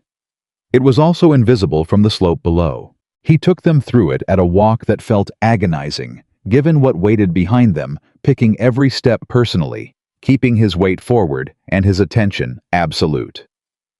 Clover followed Scratch with the patient trust of a horse that had decided to believe in the person guiding her. Eleanor kept her hands quiet and her weight balanced and did not make a sound. 30 minutes through the rocks. 30 minutes that felt like 3 hours. They came out below the position where the voices had been, and Cole stopped and listened and heard nothing following them. He looked at Eleanor. Her face was pale under the cold reddened skin. Not from fear, or not only from fear. The ribs. 30 minutes of rough rocky ground on horseback, her torso absorbing every jolt, and she had not said a word. "Give me a minute," she said quietly. High gave her 5. Sat beside her on Scratch with his hand resting on Clover's neck, and waited with the specific attention of a man watching someone decide whether to keep going, and felt the specific quality of relief when she straightened and picked up her reins and said simply, "All right." They rode on. The eastern road opened in front of them just before noon, exactly where Cole had aimed for. They came out of the last timber section, and the road was there rutted, real, carrying the smell of recent horse traffic and the sounds of ordinary movement. A wagon in the middle distance, a man on foot closer in who looked at them and looked away. They looked like what Ruth Becker's coat was meant to make them look, like 2 people with a destination, moving with the ordinary purposefulness of people who belonged on this road. Cole exhaled something he hadn't realized he'd been holding for 3 days. Eleanor looked at the road, looked at him. Denver. Day and a half, 2 if we're cautious. We're cautious, but we're not slow. He almost smiled. Agreed.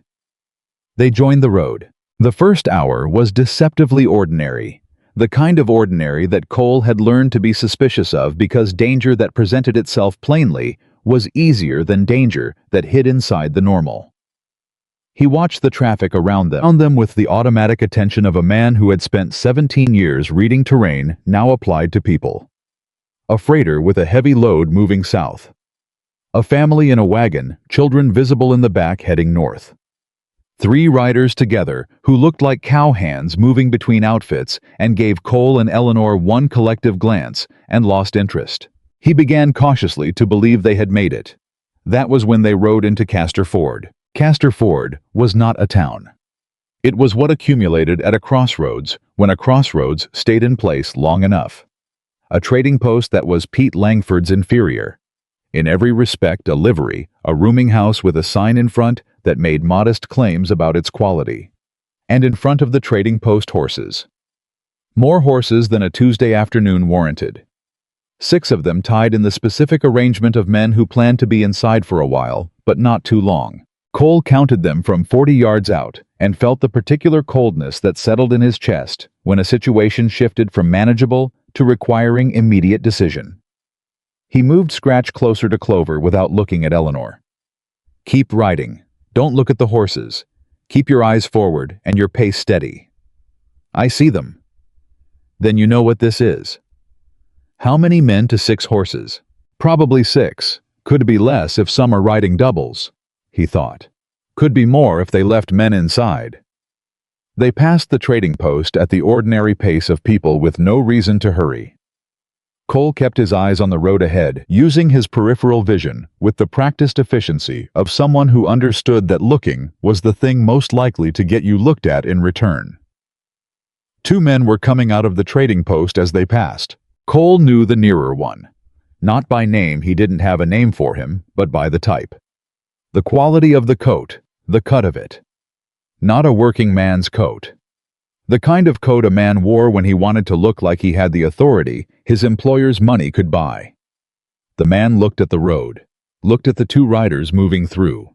His eyes stopped on Eleanor. Cole felt it without seeing it. The precise way attention changed quality when it found what it was looking for. He had 2 seconds to decide, and he spent one of them. "We're going to speed up," he said quietly. "Easy, not running." They moved the horses up to a faster walk, not a trot, not yet just the natural acceleration of people who had somewhere to be, and Cole did not look back. Eleanor did not look back. Behind them, nothing happened for 10 seconds. 15. 20. Then a voice loud enough to carry, "Hey, hey you on the gray." Cole said, "Now." They ran. Clover for all. Her lack of grace could move when she was asked to, and Eleanor asked her to, with her heels and her hands, and the full commitment of someone who had made a decision and was staying in it. Scratch opened up beside her with the efficient power of a horse that had been doing this kind of work for 12 years, and the road came under them in a drumbeat of hooves on packed dirt. And Cole pointed them north, because north was the only option. South went back toward Holt's Valley, east was open ground with no cover, and north went toward Denver. Behind them, the sound of men getting on horses in a hurry. 4 seconds. 5. The pursuit was real. He could hear them not closing fast. Not yet. Scratch and Clover had the head start, and the momentum, but real and committed, and led by men who knew this road. Cole looked at Eleanor beside him, riding with her body low and her hands steady, and the brown wool coat snapping in the wind of their speed. The leather case was safe inside the coat. He knew it was because he'd looked before they started running, and he'd seen her left arm come up slightly to press against it, an unconscious protective gesture. She looked back at him, and her eyes were completely clear. Not wild, not panicked, clear. "What do we do?" Cole looked at the road ahead. Thought fast. The road ran straight for another half-mile before it curved east toward a section of broken ground that he knew, and the men behind them might not. If he could get to that curve with enough lead. "When I go right, you go right," he said. "Don't question it." Understood. They ran. The curve came up in what felt like both 30 seconds and 30 years. Cole hit it and turned right onto a track that was barely a track, a rutted path through scrub that a man not looking for it would miss entirely. Clover followed Scratch onto it without breaking stride, and Eleanor stayed right with him, and 20 yards in the scrub closed around them, and the main road disappeared. He slowed them to a walk, listened. The riders went past on the road outside. Fast committed, still going north because that was the direction they'd seen their quarry running, and momentum was hard to reverse. Cole counted heartbeats in the silence. 10, 20, 30. The sound of hooves receded north. He exhaled, beside him. Eleanor was doing the same. A long, controlled exhale that she let out slowly, the way she let everything out. Not all at once, not dramatized, just released in the practical quantity that was safe to release. That was close, she said. Yes.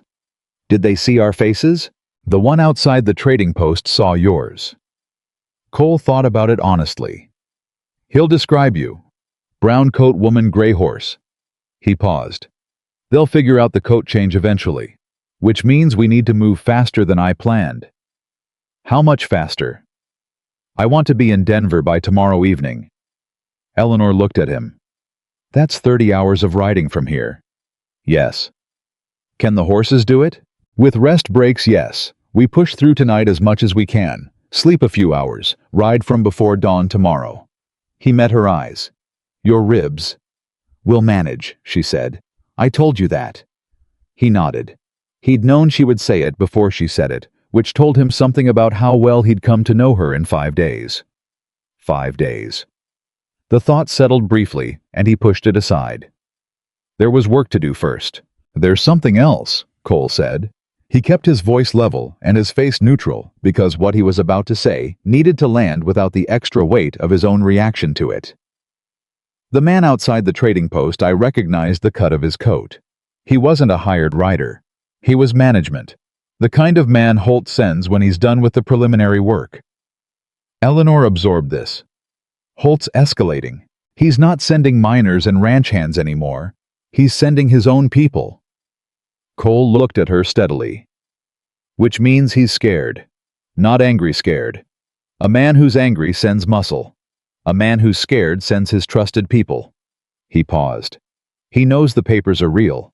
He knows what they'll do to him if they reach Denver. The implications of that settled over Eleanor visibly, not as fear, but as something sharper, the specific sharpening of a person who understood that their enemy's fear was a kind of confirmation. Good, she said quietly. Good. They worked their way through the scrub track, came back out onto a smaller road half a mile north, and turned toward Denver. They rode until it was too dark to ride. Safely stopped for 3 hours in the shelter of an abandoned way station, where Cole knew the roof held and the walls cut wind, and were moving again before the sky had lightened past deep gray. Eleanor did not complain about the 3 hours. She wrapped herself in the blanket from her pack, lay down on the station's cold floor, with the leather case beneath her head, and was asleep in minutes. Cole sat up the full 3 hours with his back against the wall and his ears open, and his mind doing what it had been doing since they left the back route running the sequence forward. The governor's office. The land fraud documents. The 9 families documented in Eleanor's notebook. The clear legal chain of evidence that her husband had built over 3 seasons on this mountain. He thought about what came after. The part he hadn't let himself think about for the last 5 days because the present had required all of his attention. After Denver, Eleanor would have no reason to return to Colorado. Her work here would be done, given to the appropriate authorities, set in motion, in the machinery of law, that would take months or years to fully turn, but that would turn. She would go back to St. Louis probably. Back to whatever life she was building after her husband's death. A woman of her intelligence and capability in a city with connections and competence, and a future that had nothing to do with the San Juan Mountains. Cole Maverick would go back to his cabin. Same as before he'd told her. He hadn't believed it when he said it, but he'd said it because it was the right-shaped sentence for the moment. The truth which he was sitting with now in the cold dark of an abandoned way station was that he didn't know what same as before looked like anymore. He had spent 17 years building a life that didn't depend on anyone else's choices. And then he had stopped on a trail because the footprints were wrong, and everything he'd built had shifted 3 inches to the left, in a way that looked minor from the outside and felt tectonic from the inside. Eleanor woke at the hour he'd said she would. She sat up, checked the leather case, smoothed her hair, and was on her feet in under a minute. She looked at him. You didn't sleep. I'm all right. That wasn't what I asked. He stood. We need to move.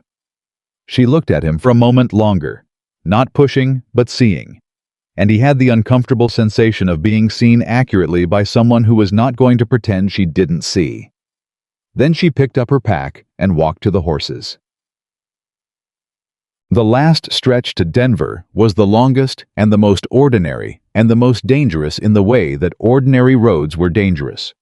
Too many people, too much traffic, too many places where the wrong face might recognize them, or the wrong description might have arrived before they did.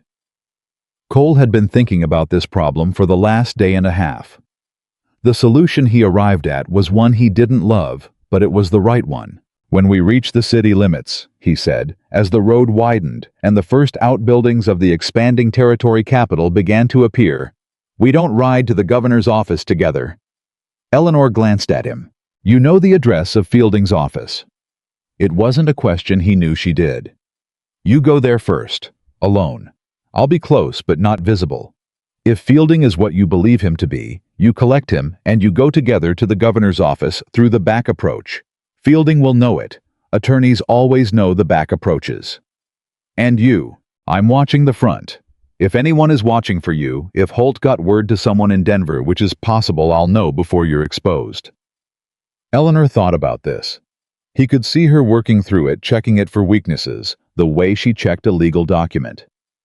You'd be putting yourself in the visible position, she said finally. I'm not the one Holt's men are looking for. You're not the one they were looking for a week ago. After Castor Ford, they have a description of a woman in a brown coat on a gray mare, Cole said. They don't have a useful description of me. I'm more useful outside than beside you. The logic was sound, and she knew it. He watched her accept it, not easily, but with the particular grace of a woman who was willing to do the uncomfortable thing when it was the correct thing. Fielding's office is on Larimer Street, she said. Second floor above the cartography shop. I know the block. She looked at him. Of course you do. They rode into Denver. The city was everything. The mountain was not loud and dense and layered with the smell of too many people and too many animals, and the particular smoke of industry that Cole had not missed in 17 years. He watched Eleanor's posture as they moved through the outer streets and noticed that she sat differently here than she had on the mountain. Not more relaxed, but differently calibrated, the way a person recalibrated when they moved back into a familiar register. This was her world, or one of her worlds. She knew how to move in it. At the corner 2 blocks from Larimer, Cole pulled up. Here, he said. Eleanor stopped Clover and looked at him. Really looked at him the same way she'd looked at him on the mountain in the snow when she'd said, I trust you, with nothing between her eyes and the fact of him. If something goes wrong, she said, if I don't come out in 45 minutes, something won't go wrong. But if it does, Cole looked at her. Then I come in. Something in her face settled. All right. She started to move Clover forward. Then she stopped without being asked and turned back, and she said something he had not expected, and that landed in him with the specific weight of something that was going to stay. Whatever happens in there, whatever happens after, I need you to know that what you did on that trail changed things. Not just for me. She paused. For all of them. The Ullmans, the Beckers, May, old Silas Pratt. Another pause, briefer. And for me. Cole said nothing. He was not going to say it was just the right thing, because she would tell him that wasn't an answer, and she would be right. 45 minutes, he said. Eleanor Dawson rode toward Larimer Street. Cole turned Scratch to a position where he could see the approach to the cartography shop, settled in, and watched. 20 minutes passed. 30. He counted them with the kind of attention that had nothing to do with time, and everything to do with the specific tension of a man waiting for something to go right in a world that had provided multiple demonstrations of its capacity for going wrong. 35 minutes. A man came out of the building on Larimer, thin, middle-aged, carrying a leather satchel with the purposeful efficiency of an attorney in motion.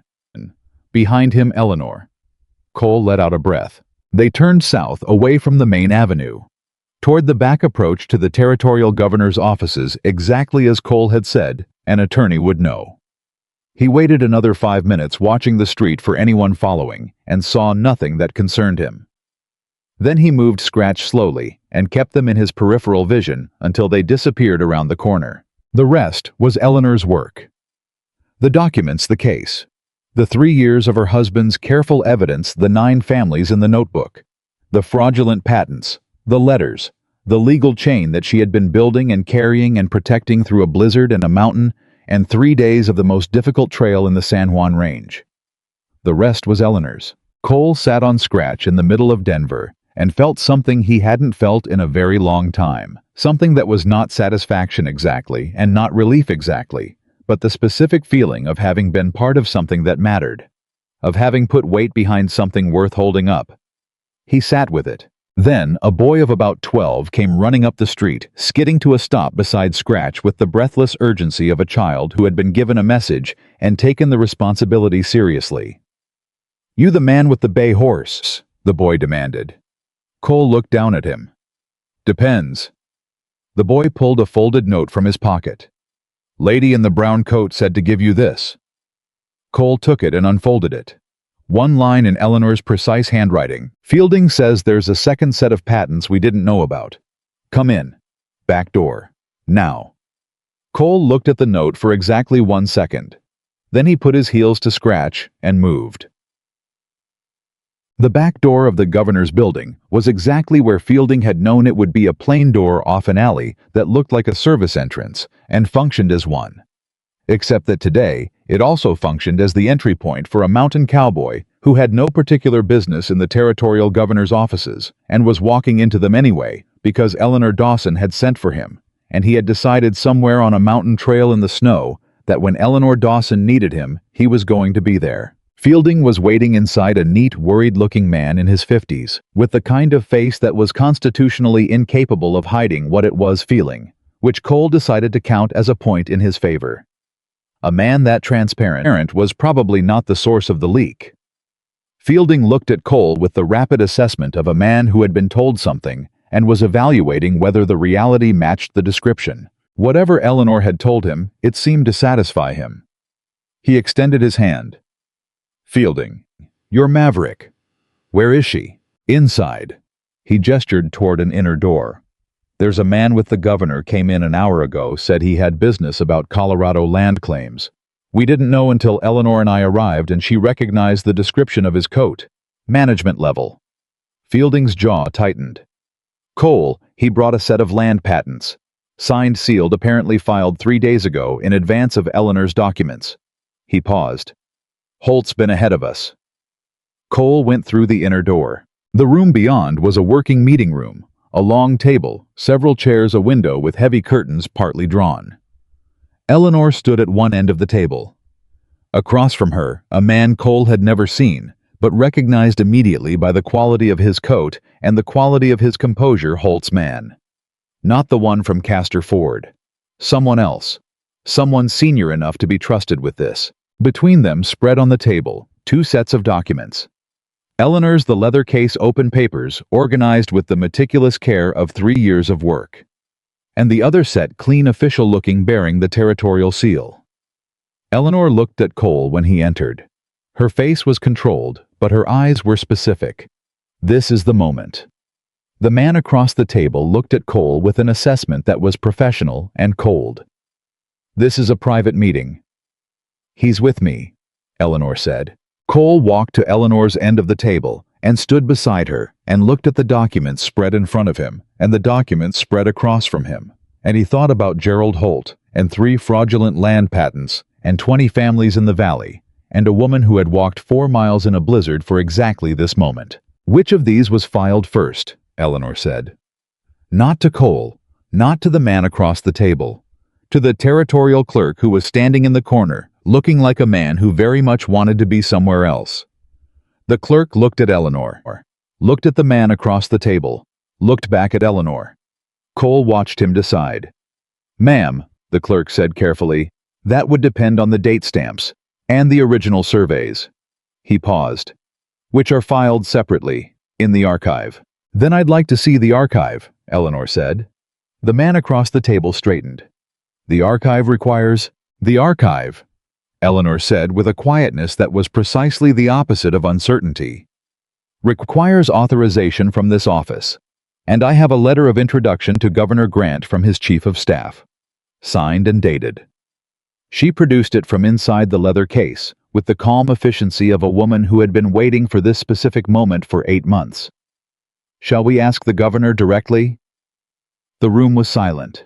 Cole stood beside Eleanor Dawson in a government building in Denver, Colorado, 5 days and a lifetime from a mountain trail where he'd found her half dead in the snow, and he felt the weight of the moment. The way you felt the weather change on a mountain, not as information from outside, but as a physical thing, a pressure in the air that told you everything had shifted and nothing was going back. The clerk looked at the letter, looked at the man across the table. I'll get the governor, the clerk said. I'll get the governor, the clerk said, and those 4 words spoken by a small man in a corner who had decided which side of history he wanted to stand on, changed everything that came after. The man across the table moved first, not toward the door toward the documents. His hand came down flat on the stack of Holt's patents with the specific pressure of someone who had been given instructions about what to protect if things went wrong. Cole was around the table before the man had finished the motion. Not aggressive, not loud.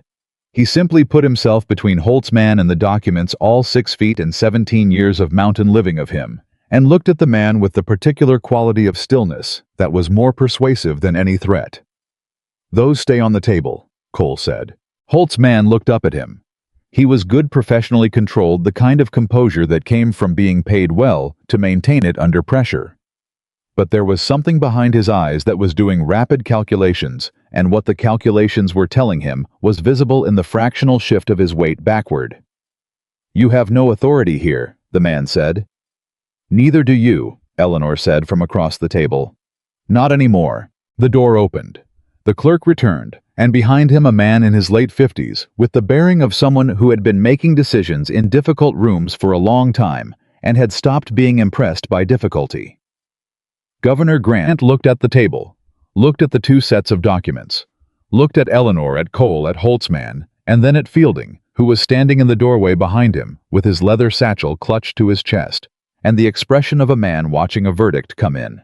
Mr. Fielding, the governor said, you wrote to my office 8 months ago about a land fraud matter in the San Juan Valley. I did, Governor. And this is Mrs. Dawson. Eleanor Dawson, she said. My husband was the surveyor Thomas Dawson. He spent 3 seasons documenting what I have in this case. She put her hand on the leather case, not defensively, possessively, with the precise claim of a woman who had carried something through a blizzard and a mountain, and 3 days of hard trail, and was not going to let it be misunderstood now. Thomas died before he could present this himself. I'm presenting it for him and for the 20 families in that valley who are losing land they built their lives on. Governor Grant looked at her for a moment. Then he looked at the man on the other side of the table. And you are Arthur Desmond. I represent the legal interests of Gerald Holt and the Ridgecrest Land Management Company. Desmond had recovered his composure fully. He was good. Cole conceded that the kind of man who was most dangerous when he was most controlled. Mr. Holt has properly filed land patents with this office covering 3 parcels in the San Juan Valley.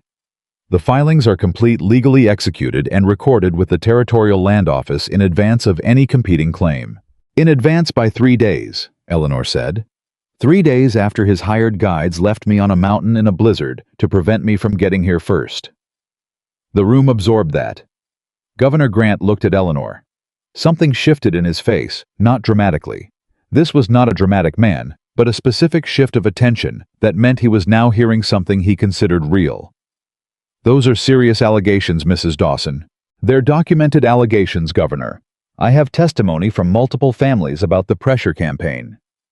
I have the land surveys my husband conducted showing the fraudulent basis of Holt's title claims, and I have... She paused for exactly the right amount of time. I have my husband's correspondence with the original patent holders, the ones Holt claims to have purchased from. 3 of them are still living. None of them signed what Holt says they signed. The silence that followed was the loudest Cole had heard since the blizzard on the mountain. Desmond's composure did not crack, but it thinned, like ice that was still holding but had stopped looking reliable. Those claims would need to be verified through proper process. Then let's begin the proper process, Eleanor said. Today, with the archive. Governor Grant looked at the clerk. The clerk looked at the governor. And then the governor did the thing that Cole had not entirely allowed himself to expect, because expecting things had a way of making their absence worse. He nodded. "Clear the room except for Mrs. Dawson and Mr. Fielding," he said. "Mr. Desmond, you'll be contacted through official channels. Mr. He looked at Cole. "Maverick," Cole said. "Mr. Maverick, are you connected to this matter officially?" Cole thought about a mountain trail and a woman who said "I trust you" when she had no reason to. He thought about Pete Langford and Ruth Becker and Danny Ullman and old Silas Pratt. He thought about 17 years of watching from the high ground while the valley below him changed in ways he'd told himself were not his problem. "I'm a witness," he said, "to the condition Mrs. Dawson was in when I found her, the route we traveled, and the riders who pursued us. If that's useful, I'm available." The governor looked at him for a moment with the assessment of a man who had learned to read people in difficult rooms. "It may be," he said. "Wait outside." Cole looked at Eleanor. She was already looking at him. And what was in her face was not the professional focus she wore when she was building a case, or reading a document, or managing a difficult situation. It was something else, something personal and specific, and directed entirely at him, and it landed in his chest with the particular weight of something that was not going to be easy to carry, and that he did not want to put down. "Thank you," she said. He nodded once. Then he walked out. He waited in a corridor that smelled like government buildings everywhere, old paper and floor wax, and the specific institutional cold that no fire could fully address. He sat in a wooden chair and put his hat on his knee and waited with the patience of a man who had spent 17 years in the mountains, where waiting was not a passive act, but an active one, a constant reading of the environment for what it was telling you. What the corridor was telling him was, this is the moment everything either holds or doesn't. What he was telling himself was it holds. Eleanor Dawson did not carry those documents through all of that for them to fail in a government building in Denver. Fielding came out after 40 minutes. He sat in the chair beside Cole without being asked and rubbed his face with both hands in the gesture of a man releasing something he'd been holding for a long time. "She's extraordinary," Fielding said, not with surprise, with the specific admiration of someone who had known a person for years and was still being shown new dimensions. Cole said nothing. "Thomas always said she was the one who actually understood the law," Fielding continued. "He said she had the mind for it, and he had the legs for the field work, and together they made something better than either of them alone." He paused. He was right. Cole looked at his hat on his knee. "She told me what happened on the mountain," Fielding said. "What you did." Another pause. I want you to know the guides. I didn't know. I arranged them through a contact in Durango who I thought I could trust, and I have since learned that contact has had dealings with Holt's people for over a year." His voice tightened. "I put her in that situation. I've been living with that since I got word she was missing." "She's not missing," Cole said. "No." Fielding was quiet for a moment. "No, she's not." They sat in the corridor without talking for another hour and a half. Then Eleanor came out. She came through the door with the leather case under her arm and an expression on her face that was not triumphant. Eleanor Dawson was not a woman who wore triumph. He'd learned that, but settled. The specific settledness of something that had been held tightly for a long time and could now be held differently. She looked at Cole first, not at Fielding. "Cole, the governor is opening a formal investigation into all 3 of Holt's patent filings," she said. "He's freezing the transfer dates pending the archive review, and he's sending a territorial marshal to the San Juan Valley to take statements from the families." She paused. Holt's man Desmond was escorted out through the front entrance. The governor was quite clear about the office's position regarding Holt's pending transactions. "How long does the investigation take?" Cole asked. "Months, possibly a year. The legal process. But the land transfers are frozen." "Yes." So Pratt keeps his land. For now and likely permanently once the investigation concludes. She met his eyes. The 3 original patent holders my husband documented, 2 of them have already been contacted by telegraph. They're prepared to testify. Holt's patents were forged. The evidence is overwhelming. A breath. We did it. Fielding made a sound that was halfway between a laugh and something more complicated. He shook Cole's hand. Then Eleanor said something about needing to send telegrams immediately and disappeared down the corridor at the efficient trot of a man who had several hours of urgent work ahead of him. Cole and Eleanor stood in the corridor alone. The institutional cold, the smell of old paper. Outside, the sounds of Denver going about its business. You should eat something, Cole said. You haven't eaten since this morning. Eleanor looked at him. That's what you have to say. You haven't eaten since this morning, he repeated. And your ribs need you to sit somewhere that isn't a horse or a government chair for at least an hour. Something moved across her face, not the near smile he'd come to recognize, but the real one, the one she gave to May Becker and to Clover on the riverbank, the one that was entirely unguarded and that he still did not entirely know what to do with. All right, she said. Feed me. They found a restaurant 2 blocks from the governor's building that was quiet at the late afternoon hour, the kind of place that served food that was hot and plain and competent, and they sat at a corner table. Cole's preference, which Eleanor had adopted without comment over the last 5 days, and they ate without talking for the first several minutes, which was the particular comfort of 2 people who had been through something together and did not need to fill the silence with noise. When she had eaten enough that the specific tension of hunger had left her face, Eleanor set down her fork and looked at him across the table with the directness that had stopped surprising him sometime around the 2nd day of the mountain route. What are you going to do now? She asked. Ride back. To the cabin. To the cabin. Eleanor folded her hands on the table. She did not look away. Is that what you want? The question was so direct and so specific that it required an answer of equal quality, and Cole Maverick, who had spent 17 years becoming very skilled at not answering that particular category of question, found that the skill had left him sometime in the last 5 days, and he wasn't certain he wanted it back. I don't know what I want, he said. That's the most honest answer I can give you. That's enough, Eleanor said. That's more than you would have said a week ago. He looked at her. You've known me a week. I've known you long enough. She was quiet for a moment. I'm going back to Colorado. He went still. Not immediately. I need to be here while the investigation begins. Fielding will need me. There will be depositions and correspondence and the formal challenge to the patents. She kept her eyes on him. But the families in that valley are going to need someone to help them navigate what comes next. The legal process, the land claims, the water rights settlements. That's going to take time, and it's going to take someone who knows what they're looking at. A pause. I know what I'm looking at. Cole looked at the table, looked at the window, looked back at her. Eleanor, I'm not asking you for anything, she said quietly. I want to be clear about that. I'm telling you what I've decided. What you decide is yours. A breath.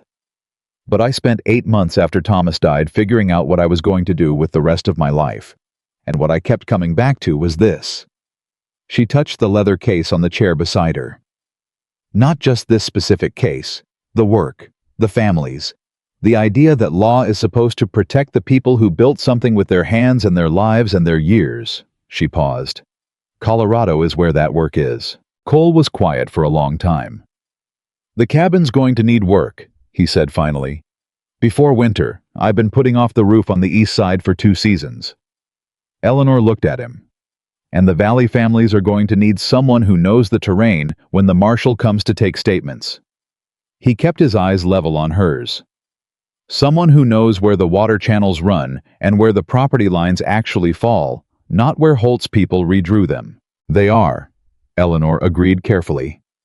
I know that terrain, Cole said. I've known it for 17 years.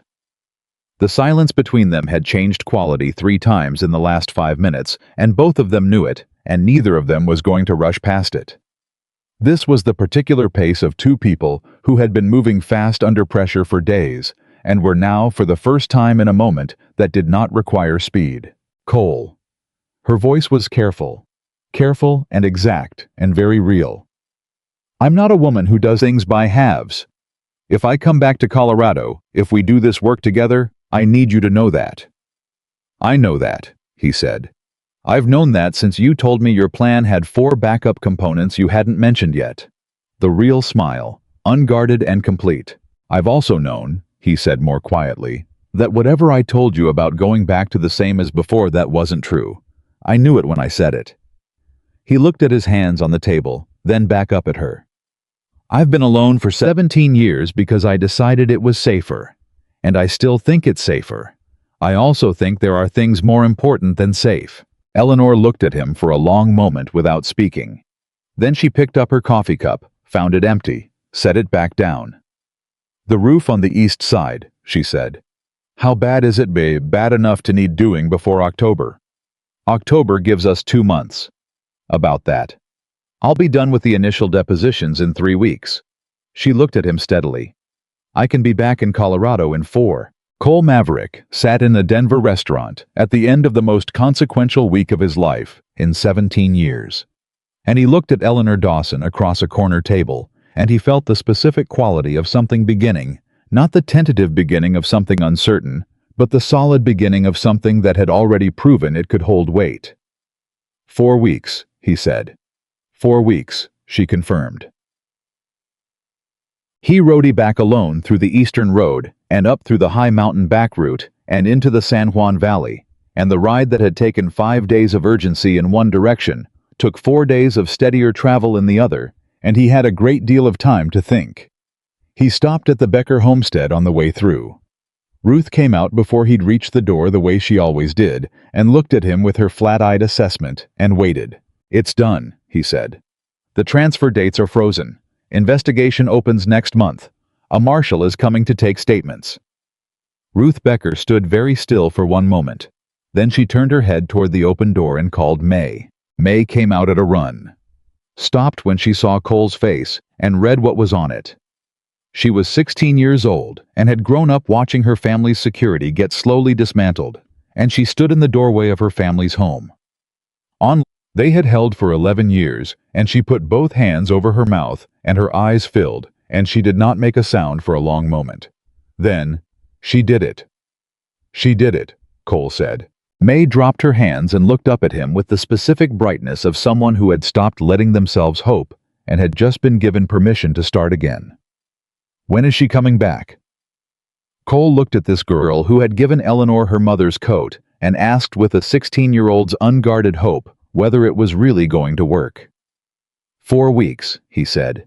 Give or take. May nodded, looked at her mother, looked back at Cole with an expression that was more perceptive than he'd expected and entirely unsurprised. Good, she said simply. He rode on. He stopped at Pete Langford's trading post and told Pete, and Pete listened with his hands flat on the counter and his carved oak face doing the slow work of receiving good news in the way of a man who had not received much of it for several years. When Cole finished, Pete reached under the counter and produced a bottle of whiskey that was not the trading post variety. Sit down, Pete said. Cole sat. Pete poured 2 glasses, pushed one across the counter. To Thomas Dawson, he said. Who started this? Cole picked up his glass. To Thomas Dawson. They drank. Pete set his glass down and was quiet for a moment. Then, with the directness of a man who had known Cole Maverick for 15 years and had therefore earned certain questions, she coming back, 4 weeks. Pete looked at him for a moment, refilled both glasses without comment. The second pour was the one that meant something different from a toast. It was the pour that meant a man was settling in for the kind of conversation that required honesty. You remember, Pete said, when you first came up to this mountain, what you told me. Cole remembered. He'd told Pete that he was done with the particular kind of cost that came from giving people a place inside your defenses. He'd said it plainly, and he'd meant it entirely, and Pete had accepted it as a man of his word, which Cole was. I remember, Cole said. You still mean it. Cole looked at his glass. Thought about a woman who had walked 4 miles in a blizzard, holding a dead man's work inside her coat, who had crossed a cold river and ridden a mountain route and walked into a government building and laid 17 years of injustice on a table and asked the most powerful man in the territory to look at it honestly, who had said, "I promise you," and meant it to the last bone in her. "No," Cole said. "Not entirely." Pete Langford picked up his glass and drank. He did not say "I told you so," because Pete was not that kind of man. He said instead the thing that was true: "She's worth it." "Yes," Cole said. "She is." I was back at his cabin by the fourth evening. He went through it the way he always went through it after time away, checking what needed checking, fixing what had shifted in his absence, lighting the stove, and sitting in the specific silence of a man returning to a place that was his. It was the same cabin. Same stove, same window, same worn bookshelf with the books that were read at the spines. Same chair by the window where he sat on nights when sleep wasn't cooperating. It was the same, and it was not the same. And he sat with both of those things being true at once, which was something he'd gotten better at in the last week. He looked at the cot near the stove where Eleanor had slept for 4 days. Looked at the small table where the leather case had sat. Looked at the chair across from his where she had worked through her documents with her reading glasses on her nose and asked him questions that got directly to the heart of things. He looked at all of it, and he let it be present in the room without trying to resolve it into something simpler than it was. Then he got up and went to look at the east side roof, because he had told her it needed doing before October, and he had not been wrong about that, and a man who said a thing was going to be done needed to be doing it. He had 4 weeks. He started the next morning. The marshal arrived in the valley 3 weeks after Cole's return. A solid, quiet man named Harrigan, who had been doing territorial law enforcement for 20 years, and who listened to what people told him with the specific patience of someone who understood that the truth usually came out in the second or third telling, not the first. Cole rode down to the valley with Harrigan the first day and showed him the water channels and the property lines and the places where Holt's redirections had been made to look natural when they were anything but. He introduced Harrigan to Pete and to Carl Ullman and to Ruth Becker, and he sat quietly in the back of rooms while people told their stories, and Harrigan wrote things down with the careful thoroughness of someone building something that had to hold. On the third day, Harrigan found Cole at Pete's and said, "Holt is gone." Cole looked up. "Left 3 days ago, apparently. Property in Denver sold, fast agent in Durango settled his accounts." Harrigan's face was professionally neutral. He knew which way this was going. "The patents are still invalid whether he's here or not," Cole said. "Yes, the investigation continues. His departure doesn't help him legally." Harrigan paused. "It does mean the pressure on the families stops immediately. His operation here is finished." Cole thought about Frank Garrity broken in half, about Carl Ullman holding on through poisoned water and collapsed fences, about Silas Pratt at 81 telling Holt's men to find somewhere else to be, about a woman who had decided those people were worth walking 4 miles through a blizzard for. "Good," Cole said. On the 28th day after he'd ridden back from Denver, Cole was finishing the last section of the east roof when he heard a horse on the approach trail. He knew the sound of Clover's Gate. He'd listened to it for 3 days on a mountain route, and it had a particular quality, not elegant steady, that he'd filed away without meaning to. He came down from the roof. Clover came up the trail with Eleanor on her back, wearing a coat that was neither Ruth Becker's brown wool nor the oversized canvas, but something that was plainly her own, fitted practical. The coat of a woman who had decided what she was going to be doing and dressed for it. Behind Clover, a pack horse carrying more than a short visit required. Eleanor pulled up 20 yards out, looked at the cabin, looked at the east roof. "You finished it," she said. "Told you I would." She looked at him then, and he looked at her, and the 28 days that had been a long time and no time at all sat between them briefly, and then dissolved into the mountain air like morning fog. "The depositions are filed," Eleanor said. "Fielding has everything he needs to manage the legal process. 2 of the original patent holders have given sworn statements." She paused. "It's in motion." "Harrigan told me Holt is gone." "I heard. It doesn't matter. The case moves forward regardless. She swung down from Clover with the careful economy of someone managing ribs that were healed but still teaching her their limits. She landed straightened and looked at Cole directly. "I told you I was coming back." "You did." "I keep my promises."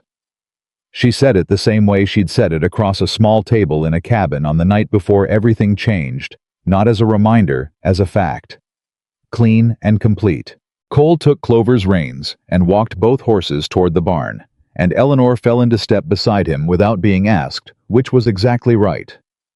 "There's a family east of the Ullmans," he said. "The Garrity's. They sold under pressure last spring. With the patents invalidated, there may be grounds to challenge the sale." "I've been thinking about the Garrity's," Eleanor said. "Fielding thinks if the sale was executed under documented duress, and the underlying title chain is fraudulent, then the sale doesn't hold. It's not certain, but it's possible." She looked at him sideways. "I'd need to see the original paperwork." "Pete might have a copy. He keeps records." "Then we start with Pete." We. The same natural, unannounced we that had arrived in his cabin one morning without either of them planning it and had declined to leave. Cole put the horses in the barn. He showed Eleanor the new hay he'd laid in and the repair on the water trough, and the two things he hadn't gotten to yet that were on the list for next week. She listened with the attention she gave everything and asked a question about the trough that told him she understood more about ranch maintenance than he would have expected. He did not say he was surprised. He was not actually surprised. He had stopped being surprised by Eleanor Dawson sometime around the river crossing. They walked back toward the cabin. The mountain was doing what it did in late September, going gold and amber, and the specific clear cold that felt like a held breath before the real winter arrived, and the air had that quality it had only at this altitude, clean in a way that cities didn't manage and never would. Eleanor stopped in front of the cabin and looked up at the roof. "You matched the pitch on the new section," she said. "It blends. It's supposed to blend. Most people don't bother." She looked at him. "You do things correctly or you don't do them. Generally." She looked at the cabin for another moment. Then, "It's a good cabin, Cole." It was 4 words. It was also not 4 words at all, and both of them knew it, and neither of them required it to be more than what it was. "Come inside," he said. "I'll make coffee." Eleanor Dawson walked through the door of Cole Maverick's cabin in the San Juan Mountains of Colorado, with her leather case under her arm and her notebook in her coat pocket, and the particular quality of presence that she'd had since the first morning, settled purposeful entirely herself. Cole followed her in and put the coffee on and built up the fire, and outside the mountain held them both in its cold, clear arms, the way it held everything it decided to keep, and the east roof was solid above them, and the work ahead was real, and the world had not become simple or safe or easy. It had become worth it. And that for Cole Maverick, the man who had spent 17 years deciding that nothing was worth the cost of caring, was the thing that left everyone speechless. Not that he had saved her, but that she had shown him on a trail in the snow, with nothing but her own bare trust, that the walls he'd built so carefully had never been protecting him at all.